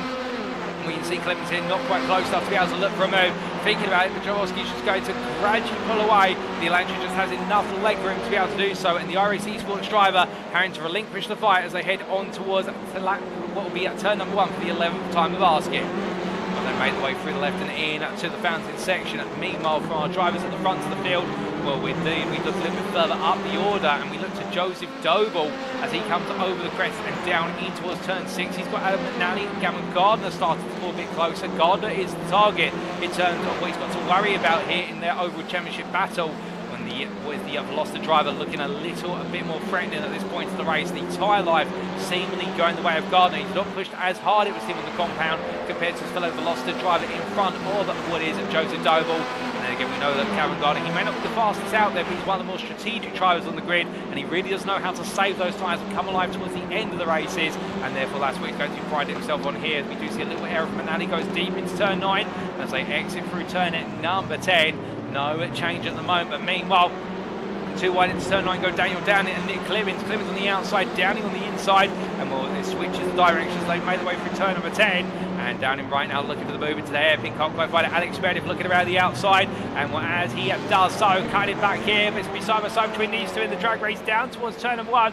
Alex Meredith not too happy with the contact between the two of them, but I think Downing right now is going to say it's racing, and as they made the way down towards turn number 1, it wouldn't be touring car racing if there wasn't some contact. But who out of these two will be leading come the exit of 1? We've seen that Daniel Downing really knows that inside line better than everybody, it would seem, as they make their way down towards turn 1. Meredith's going to try and hold it around the outside. He's going to try and do what Jack Jeffries could not do. Jamie Dorey meanwhile getting close. They're still too wide into the fountain. Meredith's not backing out. He's going to go for it here, and as they make their way through the right to left, it's going to be Alex Meredith who falls behind eventually, but not about a sensational fight there from the next gen driver. He drops back to P9 in the prime class behind Daniel Downing, but he gave it everything. Now he's got the pressure next to Jamie Dorey and Jack Jeffries from Red Road Products immediately behind as they look to try and take P16 off of him. He will tell the pressure as Jamie Dorey goes onwards. He goes straight on. They're almost making contact to the rear of Meredith's car, and in the end having to release the brakes and chuck the car to the right in order to avoid that contact, and therefore right now taking the safe option but lose the place to Jeffries. But it could have been far, far worse. And as the drivers make the way on through, meanwhile Riley Sheringham and Costa Chatsconstanzo battling for P8 in the AM class here in the battle for P34 overall.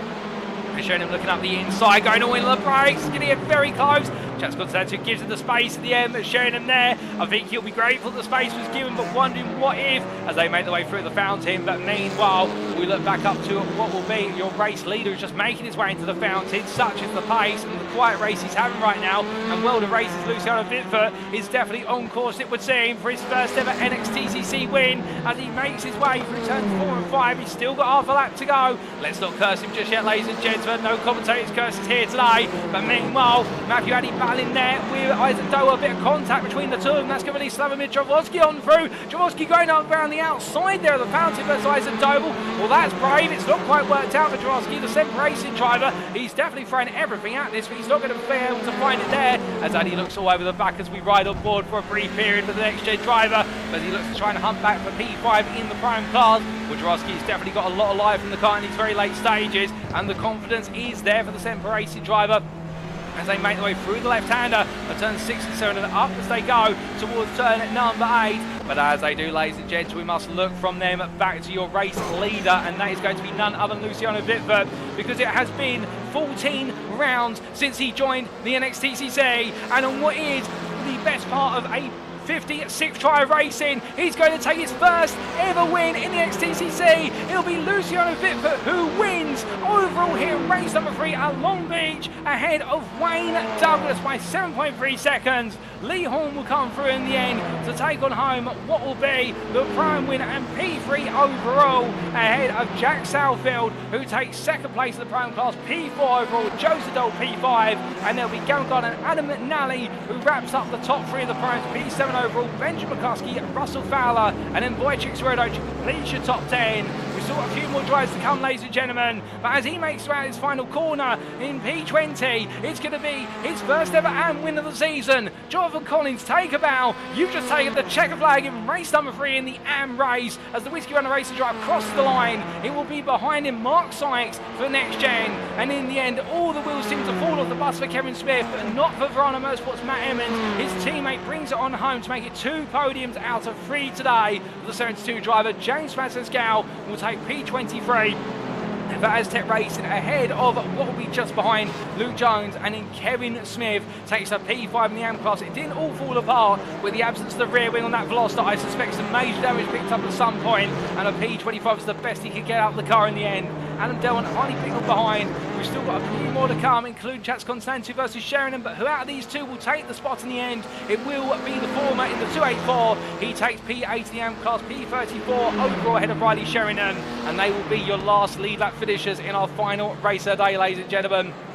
But meanwhile, as this man sits in the pit lane for a brief moment, Luciano Vitford will be pleased with that win, no doubt. Wayne Douglas, meanwhile, on another cool-down lap here, and Lee Horn already into the pits and out the car. But meanwhile, as we look to the field as they make the way on through, Jonathan Collins here, your AM winner. Indeed, it has been a first for many a driver today in the AM class, but for Collins, he'll be absolutely ecstatic with what will be his first ever AM win in the XTCC, and his first ever class win with it. And behind him, Mark Sykes, who's just got in front of him there. Sykes giving a pass in at wave, and I think Matt Emmons right now will follow him on home, and Emmons will also be very pleased to know it is back-to-back podiums here, and it is a huge injection of points into his AM Championship campaign. He may have joined a little bit later in the season, but to be fair, he's not going to be dismayed at the fact that he's gaining the points and he's definitely in the fight.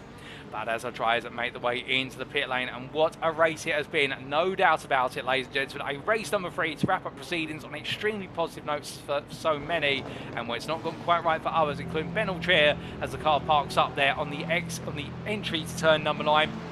And while as the car sits there, well, what a day of racing it has been here in the US of A. Patrick Falconer as well, the JW Motorsport driver, in a very heavily wounded car there. And, well, the number 96 driver just gradually making his way to the pit lane. P33 in the end, but it wasn't to be today. We look to the scenic view, and here are the race results, subject to any stewards' inquiries. So after another 13 laps of racing in our final race 3 of 3 here today in round 4 of season 6 of the NXTCC, powered by IMB Racewear, Luciano Vitford taking the win for World of Racing. By 7.2 seconds, his first ever NXTCC win ahead of Next Gen Pink's Wayne Douglas. And then Lee Horn wrapping up your overall podium there with a prime win for Next Gen P3. Jack Southfield, run-up in the Prime Class P4 for the Sim Racing Collective, ahead of Joseph Doble for Doble Sim Racing, and then Gavin Gardner missed out on the top 5, but a P6 there for Next Gen Pink, couldn't quite hold on the end. And indeed, falling short by the best part of what was only 200ths at the finish line, but it wasn't to be his day for Next Gen Pink. Adam McNally at P7 for SO with Next Gen Gold, round off the prime podium of what was Horn, Southfield and McNally, head of Benjamin McCluskey, Russell Fowler and Wojciech Swirydowicz for what was Next Gen Pink, Performance Link Esports and also Semper Racing. The consistency of Swirydowicz continuing there with that P10 finish, and Isaac Doble couldn't quite finish inside the top 10 again, but still the Doble Sim Racing driver taking best of P11. Samir Jaworski taking what was 5th place of the Prime Class for P12 overall for Semper Racing, ahead of what was Nick Clemens, Matthew Addy and Daniel Downing to complete your top 15. Alex Meredith P16, a strong set of drives today, and getting himself in the points towards the end of the day. He'll be happy with that. And Jack Jeffries at a dismal end in the racing we saw from him in races 1 and 2, but the Redgrove Projects driver, he once again got to show his pace, and he'll be looking forward to the racing after the mid-season break. Jamie Dorey P18 ahead of what was both Kieran Smart and Jonathan Collins, with the Whiskey Runner Racing driver completing your top 20 overall and taking the AM win with that 20th place in the 1-2-3. His first ever AM win, and he'll be absolutely ecstatic. Mark Sykes returns to the podium for the final race of the day, the Next Gen driver there, ahead of Matt Emmons, who rounds off the AM podium of Colin Sykes and Emmons, the Rhino Motorsport driver, making it 2 podiums out of 3. Indeed, 3 podiums today for the team as a whole. In fact, no, 4 podiums. Let's get the mathematics correct there. And then James Smazesgal, the Aztec Racing, just missed out on the AM podium, but close in the fight towards the end, and he'll be happy with another AM top 5 in P23 overall. Luke Jones and Kieran Smith completed your top 25 with the second of the Rhino Motorsport drivers. Unfortunate towards the end to lose out on what could have been a double podium for the team. Adam Delmont P26 ahead of Harley Bicknell. Wants to be the JW Motorsport driver's day today, and he'll lose a lot of ground to Mark Sykes in the championship, ahead of Marcel Fritsch. And as we come on to what will be the completion of the top 30, Mitchell West, who was able to recover well to a P29 finish from Mitch West's performance, and Stuart Winess, who completed your top 30. Craig Tillotson, P31 for Fusion, racing ahead of Sam Van Olst, with Patrick Falconer, Costa Chatscontinental, I should say, and Riley Sheringham completing your top 35, and was 35 drivers who finished on the lead lap, with then 2 drivers finishing a lap down. That was both Kieran Sharp and Ben Altria.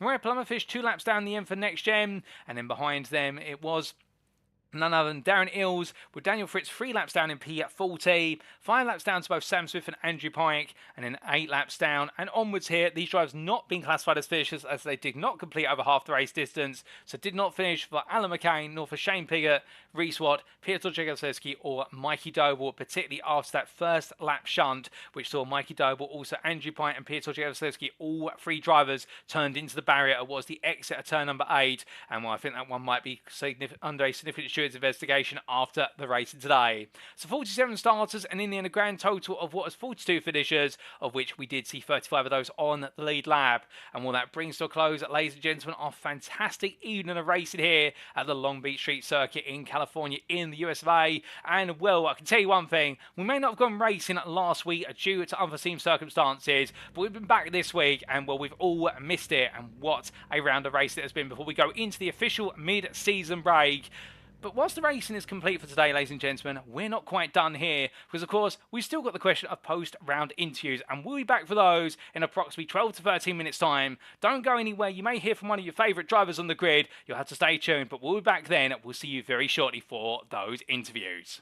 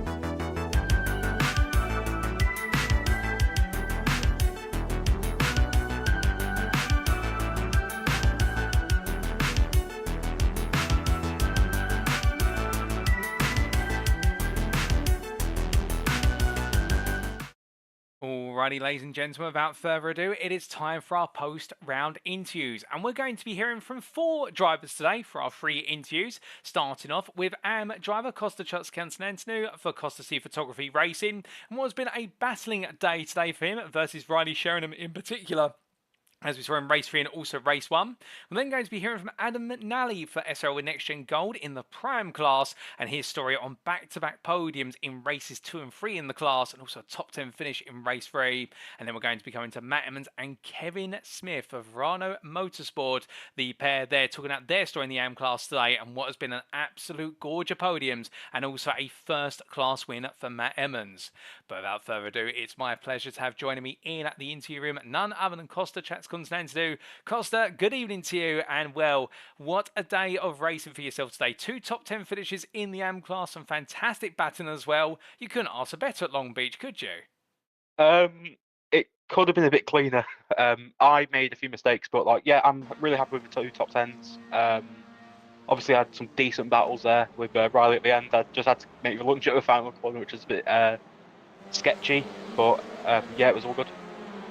Well, it definitely looked as though you were getting stuck in up front. Like you say, perhaps things could have been a bit cleaner, but when you're on such a narrow circuit such as Long Beach, there's always going to be a few scrapes, and it wouldn't be touring car without it.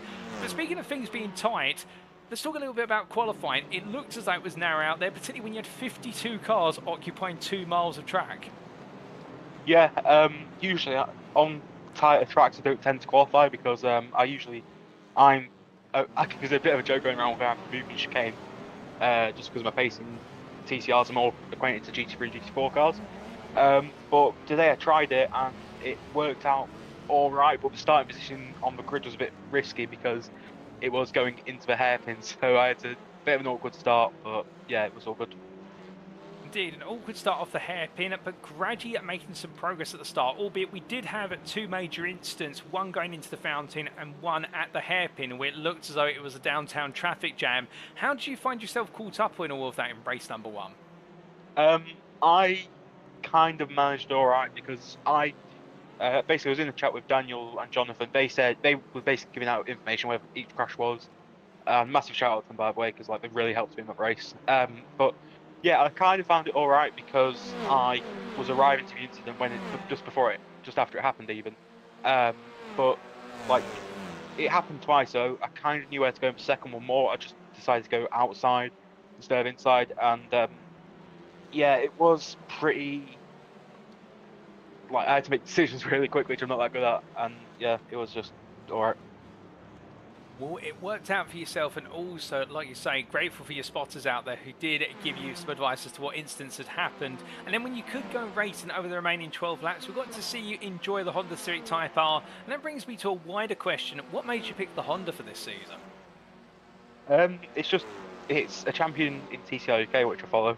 So, yeah, basically, I chose that because I already chose the Elantra and the Audi, if you remember, I think it was back in season 3. My blue Audi, which Mark designed. Yeah, it's just because it was a championship winning car, and I tested it out, that was alright, and yeah, it's really fun to drive actually, but I want to try and get back to the Veloster or one of the Hyundais, if possible, next season. Well, absolutely fair, and we've still got a long way to go in this season, but I appreciate the reasoning behind your choice of car. And with a P18 class in race number 1, one of your best performances of the season so far. Race number 2 didn't quite perhaps go the way you wanted it to. No, I got spun at the hairpin by, I can't remember who it was. I think it was on the either the Lancers or Velocitors. They spammed me, so I had to basically wait for a massive gap to reverse back into the pit lane. It was pretty comical, to be honest, but I had to reverse back, spin myself around, then go out with pit exit, but then I realised I had damage from the instant because the steering was a bit off, so that was me out in race 2. Well, it was an unfortunate end to race number 2, really ending before you could get going. But then going into race number 3, we did see what was another major incident in the early stages, but it looked as though you and a number of AMs were able to capitalise on it, and in a brilliant three-way battle between yourself and what was also Riley Sheringham and Roy Plummer for P8 that ran the distance. Yeah, the battle at the end I'll speak on in a second, but for the race 3 incident, I saw what a few people tried to do in the start of race 1, where they like cut through the fountain. So I think it's an exploit with iRacing where like if you cut the corner slightly, you're all out of it, and if you go again. But yeah, the battle at the end was it was awesome. Though I had a bit of contact with him on the start line, which I think you just caught up on the stream. But yeah, I was actually surprised how quick I was there because a few days ago, I like had no pace around there. Then yeah, it was a good battle, and yeah, I really enjoyed it. Well, in the end, digging in your heels to make it 2 P8 finishes in the AM class today against a close rival, and it does seem as though that pace is gradually building. Of course, we've now got the mid-season break on our schedule, but when we return, we've got 6 rounds of racing to go. Are there any rounds in particular where we can perhaps expect you to shine the brightest? Probably next round up, Aragon, 'cause it's a new track for everyone, and I tend to be better on new tracks because everyone's still trying to find their feet a bit. And I can't really remember the rest of the rounds, which is pretty funny. But yeah, next week hopefully we've got a week off, so I'll be doing lots of practice because usually I don't have a tiny amount of time to do practice because of other stuff. But yeah, I'll be at Touring Cars at Donington, so yeah, but that should potentially give me like some inspiration to do better. Oh, indeed. Enjoying it on the simulator and going to see it in real life, like you say, it definitely gives some inspiration, and we look forward to an inspired performance from yourself at Motorland Aragon 2 weeks from today. But just before we get ready to let you go, is there anybody you'd like to give a shout out or a thank you to live on the broadcast? Yeah, Adam McNeely. He's gave me some tips about the track and where to brake and stuff. I'm not really that good with street circuits because it tends to be quite narrow, but yeah, and obviously Jonathan and Daniel, they gave me really good spotting tips and like saved me a lot in that last race. Well, Costa, it's been an absolute pleasure to have you join me in the interview room, and indeed, what a great set of performances for yourself today. We look forward to plenty more when we come back in 2 weeks' time for round number 5 at Motorland Aragon. But until then, congratulations on your 2 top 10s in the AM class, and well, hope you have a great rest of your evening. Thanks, see you later.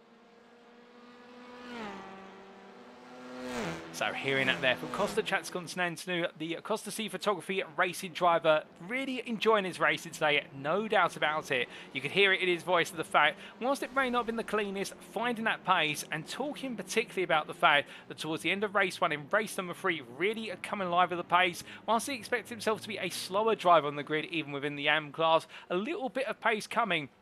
And we can expect plenty more when we return after the mid-season break. Looking to draw some inspiration from watching at TCR in real life. Indeed, we've got the upcoming season opener of the BTCC, of course. And we've got also TCR UK looking to kick itself back off once again. And that all put together. Could we see the start of a rise in form for the Honda Civic Type R driver, who's picked the car based on the fact that it has been a series-winning car in TCR UK in the past. And indeed, the FK8 going down in legend, with the FL5 arriving on the scene in real life. But still, the older version of the Honda Civic Type R's got some life in it yet, and it seems as though Chatscontinental, of course the Chatscontinental that is going to be the one to make sure that life stays strong, and we're all here for it. But now coming on to our second interview of today, ladies and gentlemen, and we're going to be hearing from none other than Adam McNally in the Pro-Am class, and the SL1 NXTGEN Gold driver, hearing the story of what has definitely been a strong showing today with what was that ferocious performance towards the end, and also at the performances earlier on in the day. And also we'll get to hear his thoughts on his championship status. And well, as we bring him into the interview room, we're going to find out all the secrets as well of what makes a prime championship leader. For as he does, join me now in the interview room. Good evening to you, Adam. And well, what a day of racing it's been for yourself today. Back-to-back class podiums, P3 in was race 2 and race 3, and also a P5 in race number 1. You went into tonight, I should say, as championship leader. It's likely you're going to be leaving tonight as Pro-Am championship leader. But how was Long Beach for you? Great, loved it. It's a circuit I really enjoy. I raced it in the 911 Cup. But like I said, I loved it. You can't really make a mistake without it punishing you. And qualifying the day was unbelievably tight. I think I was half a second off my teammate Delmont, and I was 21 places behind him in the start of race 1. Well, indeed, it was incredibly tight, and the fact that you love this circuit really being and showing in your performances, but let's wind it all the way back to qualifying. It was tight, and like you say, half a second between P4 and P25, which is where you qualified. P11, the Pro-Am class grid, I mean, this Pro-Am class, yes, it's a large class this season, but it is so close. The fact that you started P25 that far off, did it leave you with mixed feelings knowing you'd done a very fast lap, but everybody else had been able to just squeeze in front of you by the looks of things? But, yeah, in a way, but I knew I had the maximum Pro-Am ballast on as well with the weight, so I was kind of happy where I qualified, and especially with how the race unfolded for us. And I mean, coming into turn 1, lap 1, I think it was an incident ahead, which dropped us a few positions back.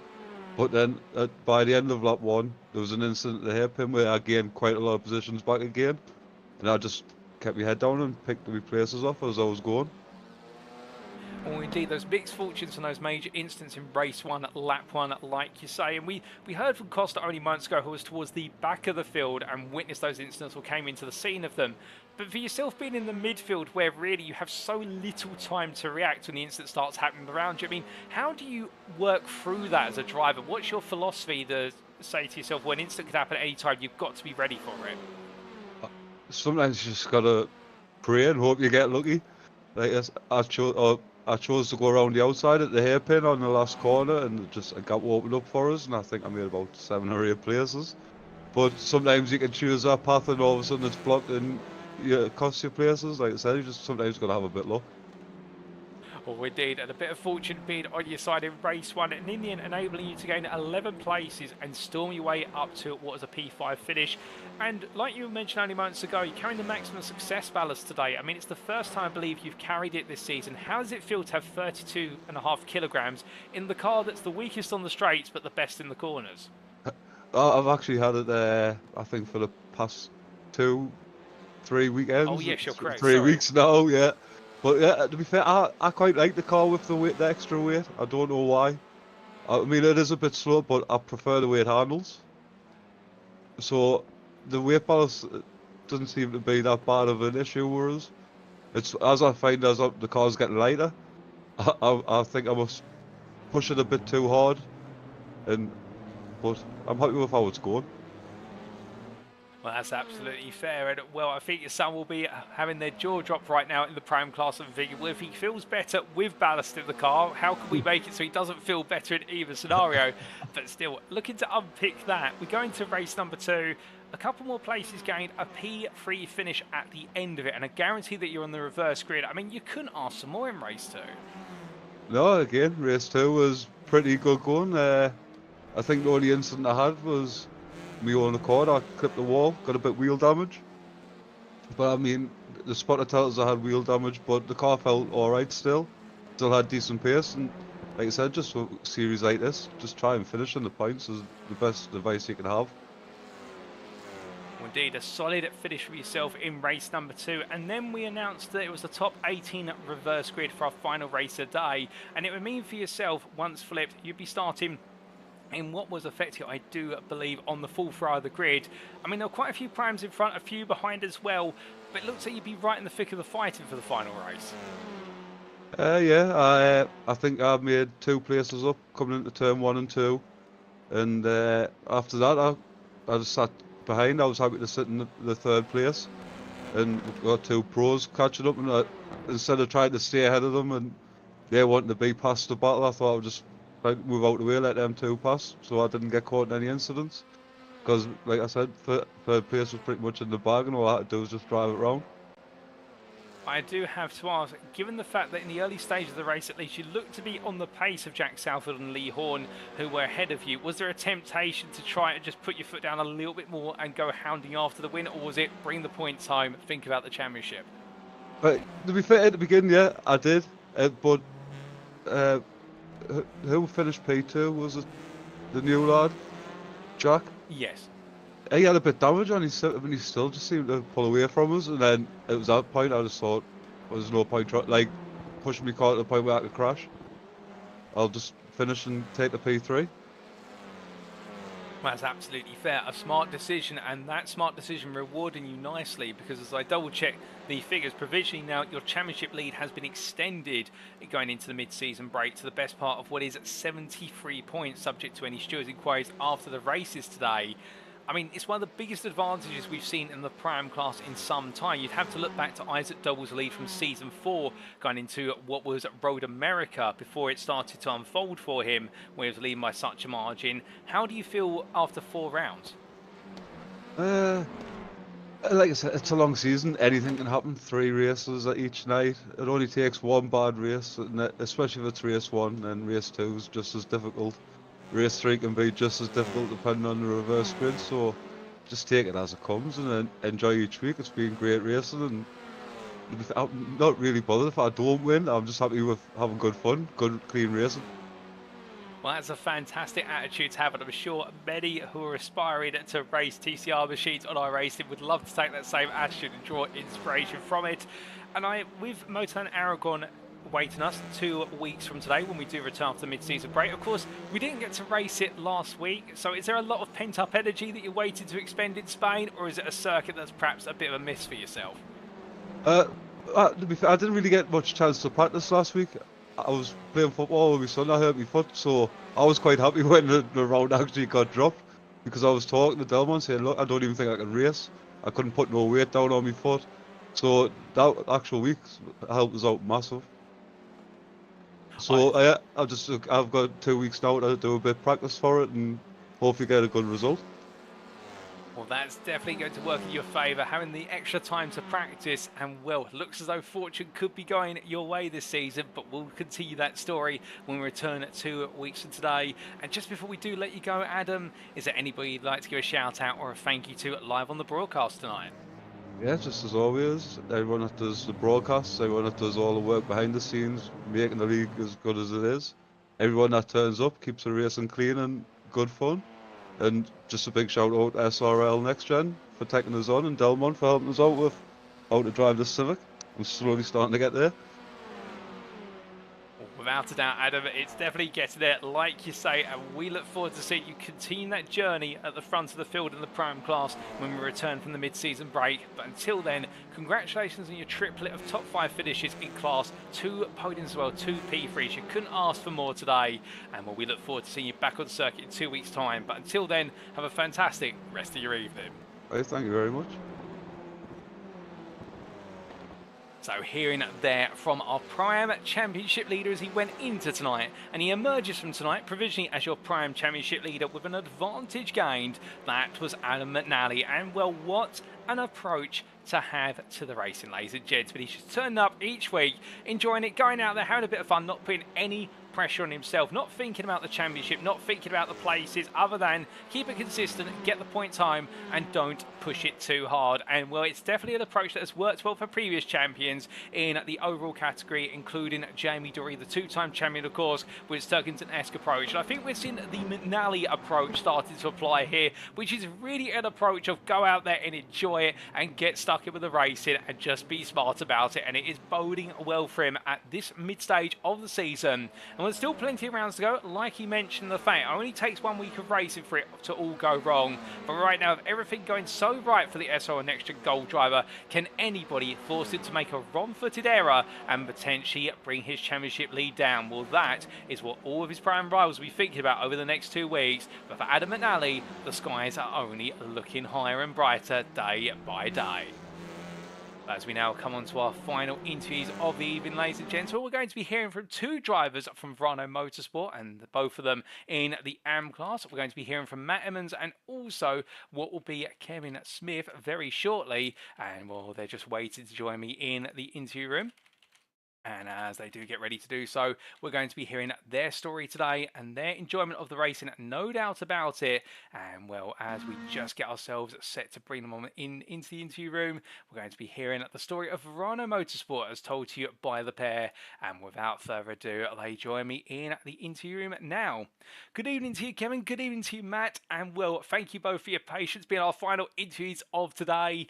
And what a day it has been Verano Motorsport. A first AM class win for yourself, Matt. Multiple podiums. I do believe 5 podiums in total, albeit the iRacing shooting system has discounted one, but I think that might be reapplied after the race has concluded today. But all in all, a fantastic night for Verano Motorsport. Yeah, you could say that. I mean, I'll be honest, I've not had much chance to get practice on and everything, but to get a class win and then all the podiums myself and Kevin have got is quite the shock, to be honest. Well, indeed. And your thoughts, Kevin?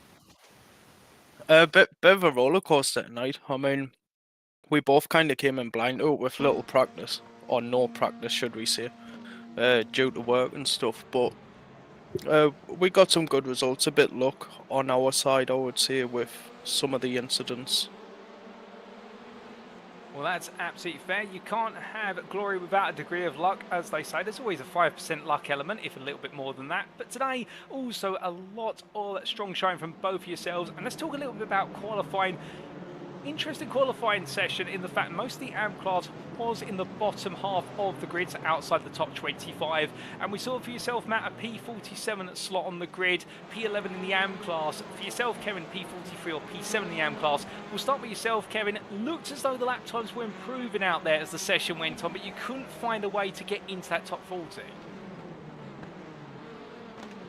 It's qualifying.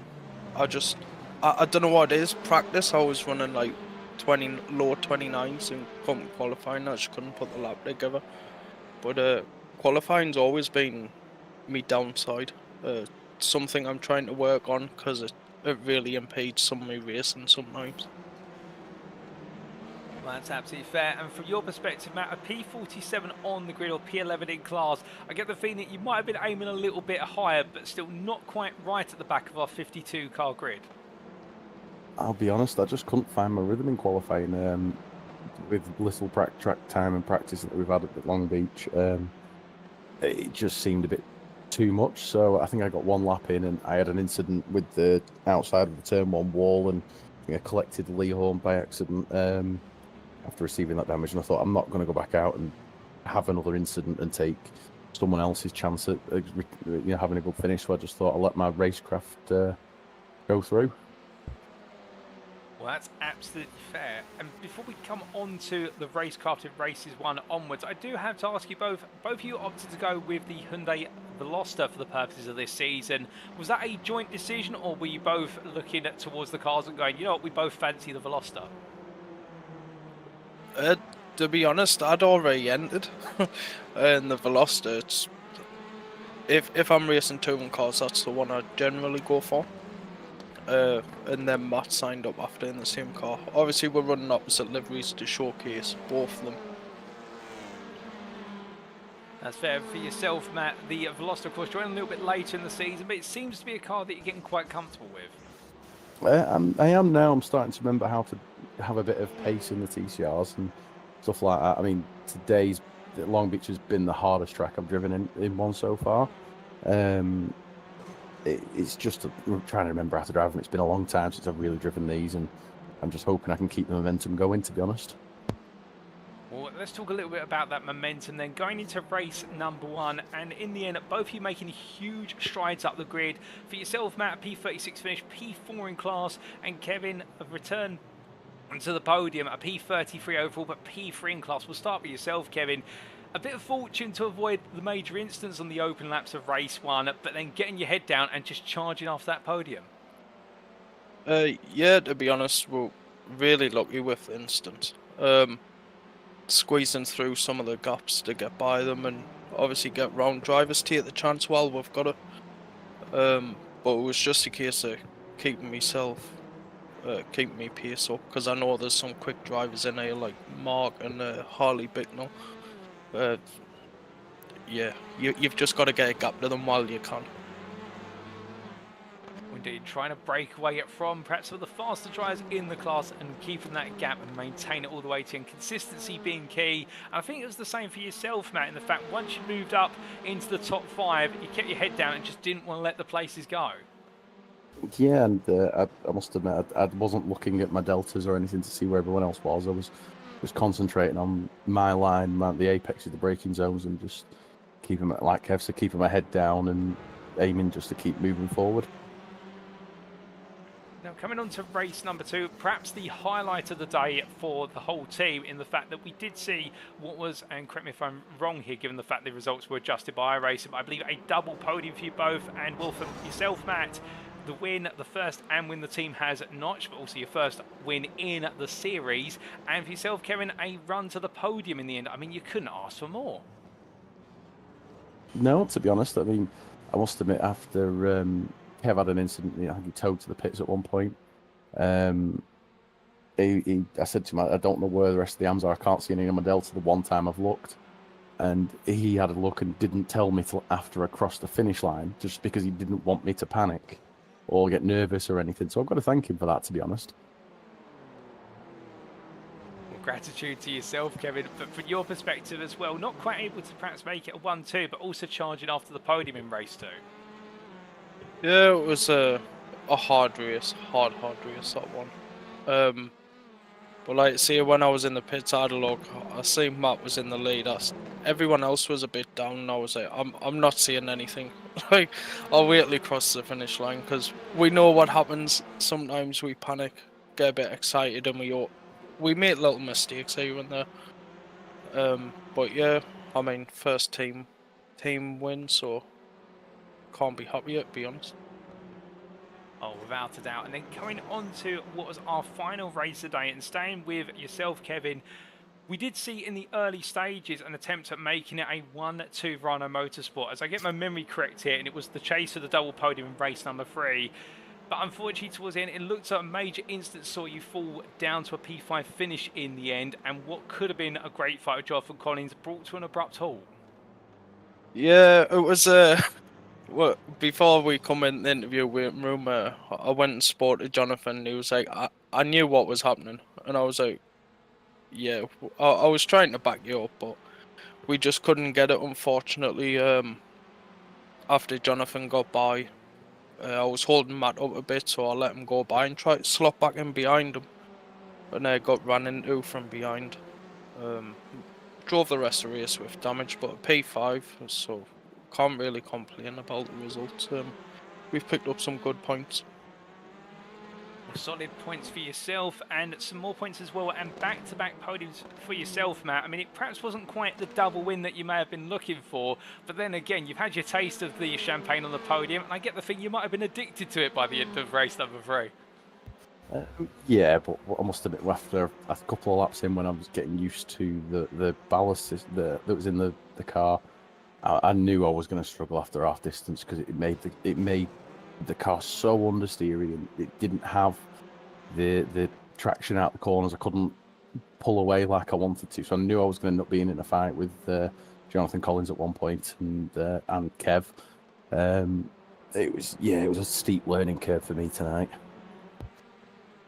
Still better to learn it now than towards the end of the season, but the points could prove even more pivotal, and that success battle rearing its ugly head, like you say.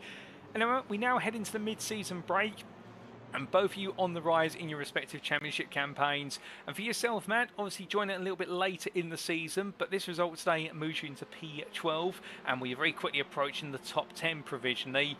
Your thoughts on that, given the fact you're a couple of rounds out of the season? I was looking at it myself, and I was thinking, well, I've missed the opening 2 rounds, but one of them will be classed as a drop round.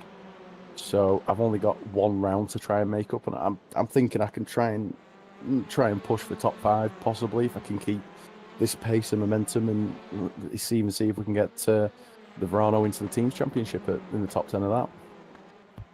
Well, that definitely would be something we'd look forward to seeing, no doubt about it. And looking to yourself, Kevin, as well, in the fact now moving up to what is that, I do believe, P5, your first time inside the top 5 provisionally, the AM standings, and you're not too far off of Craig Tillotson in P4, only a gap of 15 points. Yeah, I was having a look at the provisionals. To be fair, like a podium finish realistically is not out of the window. It's around 60-70 points to Jonathan, I think it is, in 3rd place, so hopefully build on the momentum we've gained tonight and aim for the top 3. speaking of building upon tonight, 2 weeks from now we return from the mid-season break for Motorland Aragon. A trip to Spain, which was cancelled last week, will be going ahead 2 weeks from now. Starting with yourself, Kevin, how are you feeling for the Spanish circuit? I quite like the circuit, to be honest. I haven't driven it in the touring car yet, which is something I need to have a test in. See what it handles like. But to be honest, the rest of the remainder of the season are probably better tracks for myself. That's absolutely fair. And then coming to yourself, coming to yourself, Matt, how are you feeling with regards to Motorland Aragon and the wider calendar?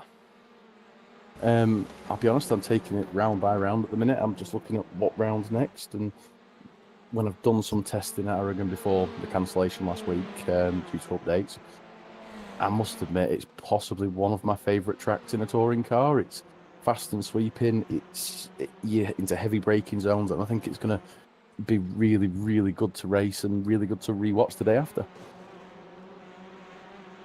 Well, gentlemen, we look forward to seeing you both back on the grid in 2 weeks' time at Motorland Aragon. Of course, that mid-season break is going to give you time to get yourself set for 6 rounds of racing all the way to the very end. And just before we do let you go, is there anybody you'd like to give a shout out or a thank you to? And we'll start with yourself, Matt. Yes, I'd like to thank you, Paul, for your excellent commentary work, and NXTGEN for putting on this amazing, incredible, popular series and allowing myself and Kev from Verano to take part in it. And then coming to yourself, Kevin.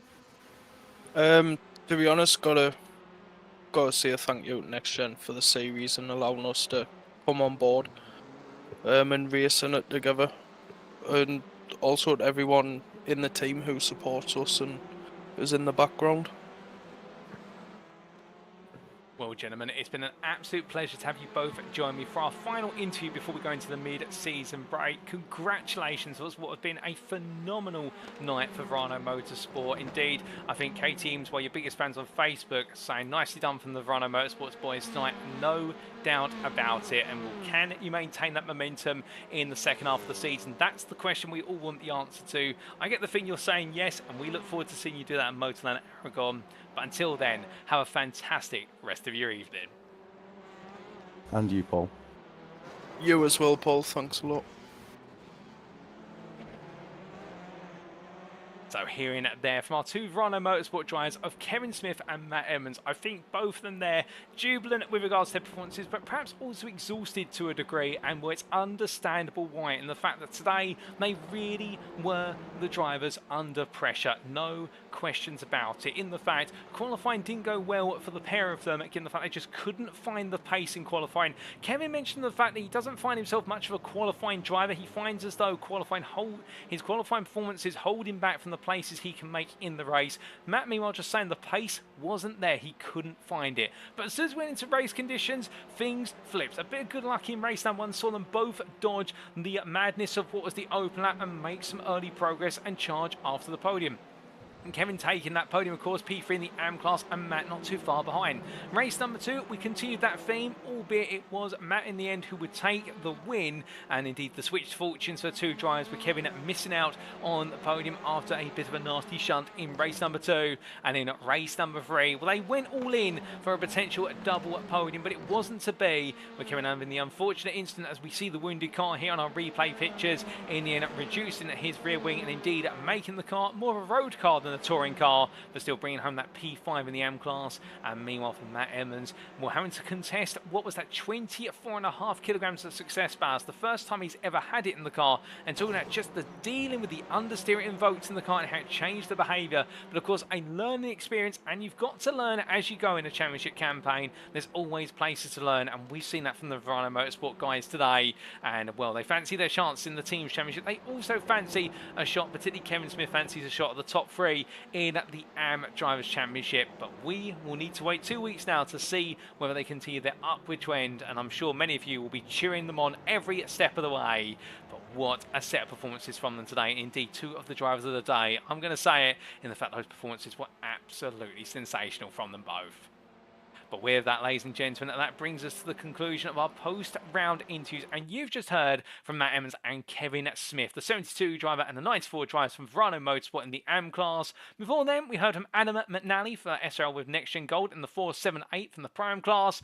And we heard first and by foremost, Costa Continental for Costa C Photography Racing in the AM class in the 284. Congratulations to all 4 of the drivers on their performances today, and a huge thank you to them for joining me in the interview room. But with that, it is now time for us to give you an update on the provisional championship standings after what has been 4 rounds of the season. And as we go into the mid-season break, as we can see, starting with the overall Drivers' Championship, Wojciech Swirydowicz continues to lead, and his advantage has now been reasserted. Remember, these are provisional, subject to any stewards' inquiries, but Swirydowicz right now with an advantage that is extended, if my maths is correct, to the best part of what is there, 157 points. Indeed, we have only seen an advantage like this previously in the much earlier days of the NXTCC, and the last time we saw this advantage, the driver who had that advantage went on to win the championship. And that was, I do believe, back in what was Season 2 with Mikey Doble, who was charging away at the front, unless my memory doesn't serve me correctly. And Swirydowicz right now will feel as though that advantage, he's got to work hard for it, and there's no doubt about it, but that advantage is definitely keeping him in good stead. Meanwhile, P2, Luciano Vitford with his first overall win. He'll be absolutely jubilant with regards to the fact that he's been able to make that happen in a P1 in the final race today, moves him into P2 on 385 points, and he moves into P2 ahead of Mikey Doble, whose difficulties continue to confound him as he sits P3 on 367 points, and he'll be looking to come back in the second half of the season stronger, knowing the fact the first half of the season just has not gone his way. Jamie Dorey sits a further 2 points behind, moving ever closer to the top 3, with Benjamin McCluskey also demonstrating consistency to move into P5 on 360 points, and it's a further 9 to Isaac Doble, whose win in race number 1, a deserved win, has shifted him all the way up to P6. He's stepping it up a gear, and Gavin Garner, Joseph Doble, so only 6 and 7 points behind respectively. It is tightening up outside the top 3, but well within the hunt to be inside the top 5. We can see Adam Delmont then sitting a further 26 points behind Ian P9, and he's got a sizable advantage over leading prime driver in the overall championship now, Adam McNally, who moves to P10 overall. It's the first time we've seen a prime driver inside the top 10 overall this season, but McNally's story really is continuing to demonstrate why he is your Pro-Am leader. Jack Jeffries moves to P11 with a great set of results today, giving him in good stead going into the mid-season break, and he'll look to use that as the foundation for attacking into the second half of the season. And Nick Clemens only 8 points behind there, ahead of Kieran Sharp, with Patrick Falconer missing some major points. They have only 4 points scored and dropping well down from where he'd normally be, given his performances in the opening 3 rounds. But still, he's got time to rectify that, as has Daniel Downing, who once again experienced some significant bad luck and, well, moves to P15, but I think he wanted plenty more on the table, and it wasn't to be. Now coming to the Pro-Am Drivers' Championship top 15, provisionally, as we can see Adam McNally now standing at the best part of 73 points ahead of Daniel Downing. And, well, we have seen the advantage like this previously, as we mentioned in Adam McNally's interview. In Season 4, we saw what was Isaac Dower leading by a similar advantage going into what was round number 5, and it fell away over the second half of the season. But McNally is looking strong, and his approach definitely is a unique one, with Daniel Downing right now moving himself back up to P2. And, well, with that, can he now find a way to move a little bit closer to McNally? He seems to have arrested the rot of bad luck, but can he now turn it into good fortune? Nick Clemens falls to P3 on 399 points, but he's not out of the hunt yet, nor is Ben Altrier, who moves to P4 on 395 points, 4 behind the iRacing esports driver. And then Stuart Winers, the Track Scotland driver, has snuck his way into P5. His consistency is going under the radar, but we're going to expose it and point out that right now he's looking for a potential top 3 finish at the end of the season as a minimum, and we're loving to see his progress. Alex Meredith moves into P6 on 366 points, giving it everything today, and will be rewarded succinctly with Lee Horn at P7 just behind. There's Matthew Addy, Akram Zanoon and Reese Watt who complete your top 10. But keep in mind, of course, Zanoon committing this round as his 0 score for the season, his drop score, as he wasn't able to make it to the grid. Luke Jones sits only 2 points outside the top 10, an extremely close battle to be inside the top 10 in the prime class, with Slavomir Dravosky a further point behind. And you've got Alan McCain, Sam Van Olst and Matthew Cheverton wrapping up the top 15. But look at that. From P10 to P15, it is only, what is there, unless my maths mistakes me, 16 points. It is incredibly tight, and this prime class right now is on a knife edge when it comes to the championship. When then comes the AM class, and here Mark Sykes leads, having gained what was 2 class wins, not back-to-back quite today, albeit sandwiched by a difficult race number 2, but he's re-extended his lead over Harley Bicknell, back up to the margin now of what is 70 points, and well, Sykes seems to be in control, but Bicknell will try to prove otherwise when we return in round 5. Jonathan Collins moves to P3 on 451 points. He is now the best part of what is there, just shy of 50 points clear of Craig Tillerson, who moves into P4 after his first podium in race number 2. He'll be ecstatic at that, as will Kevin Smith with his podium as well in race number 1, promoting him to P5. James Masters-Gow continues to rise up through the ranks, ahead of Gabriel Yilmaz, and then we can see Daniel Fritz, Riley Sheringham and Darren Ills completing at that top 10, with Sheringham and Ills exchanging places and battling at 4 points, and the same for Roy Plummer, who moves into P11 and definitely getting a birthday bounty of a good number of points. Matt Emmons sits P12, albeit 2 rounds down, while there's been a 0 score, and he fancies his chances of breaking into the top 10. And we look forward to seeing it with Mark Kent and Kostachats Konstantinou completing the championship standings.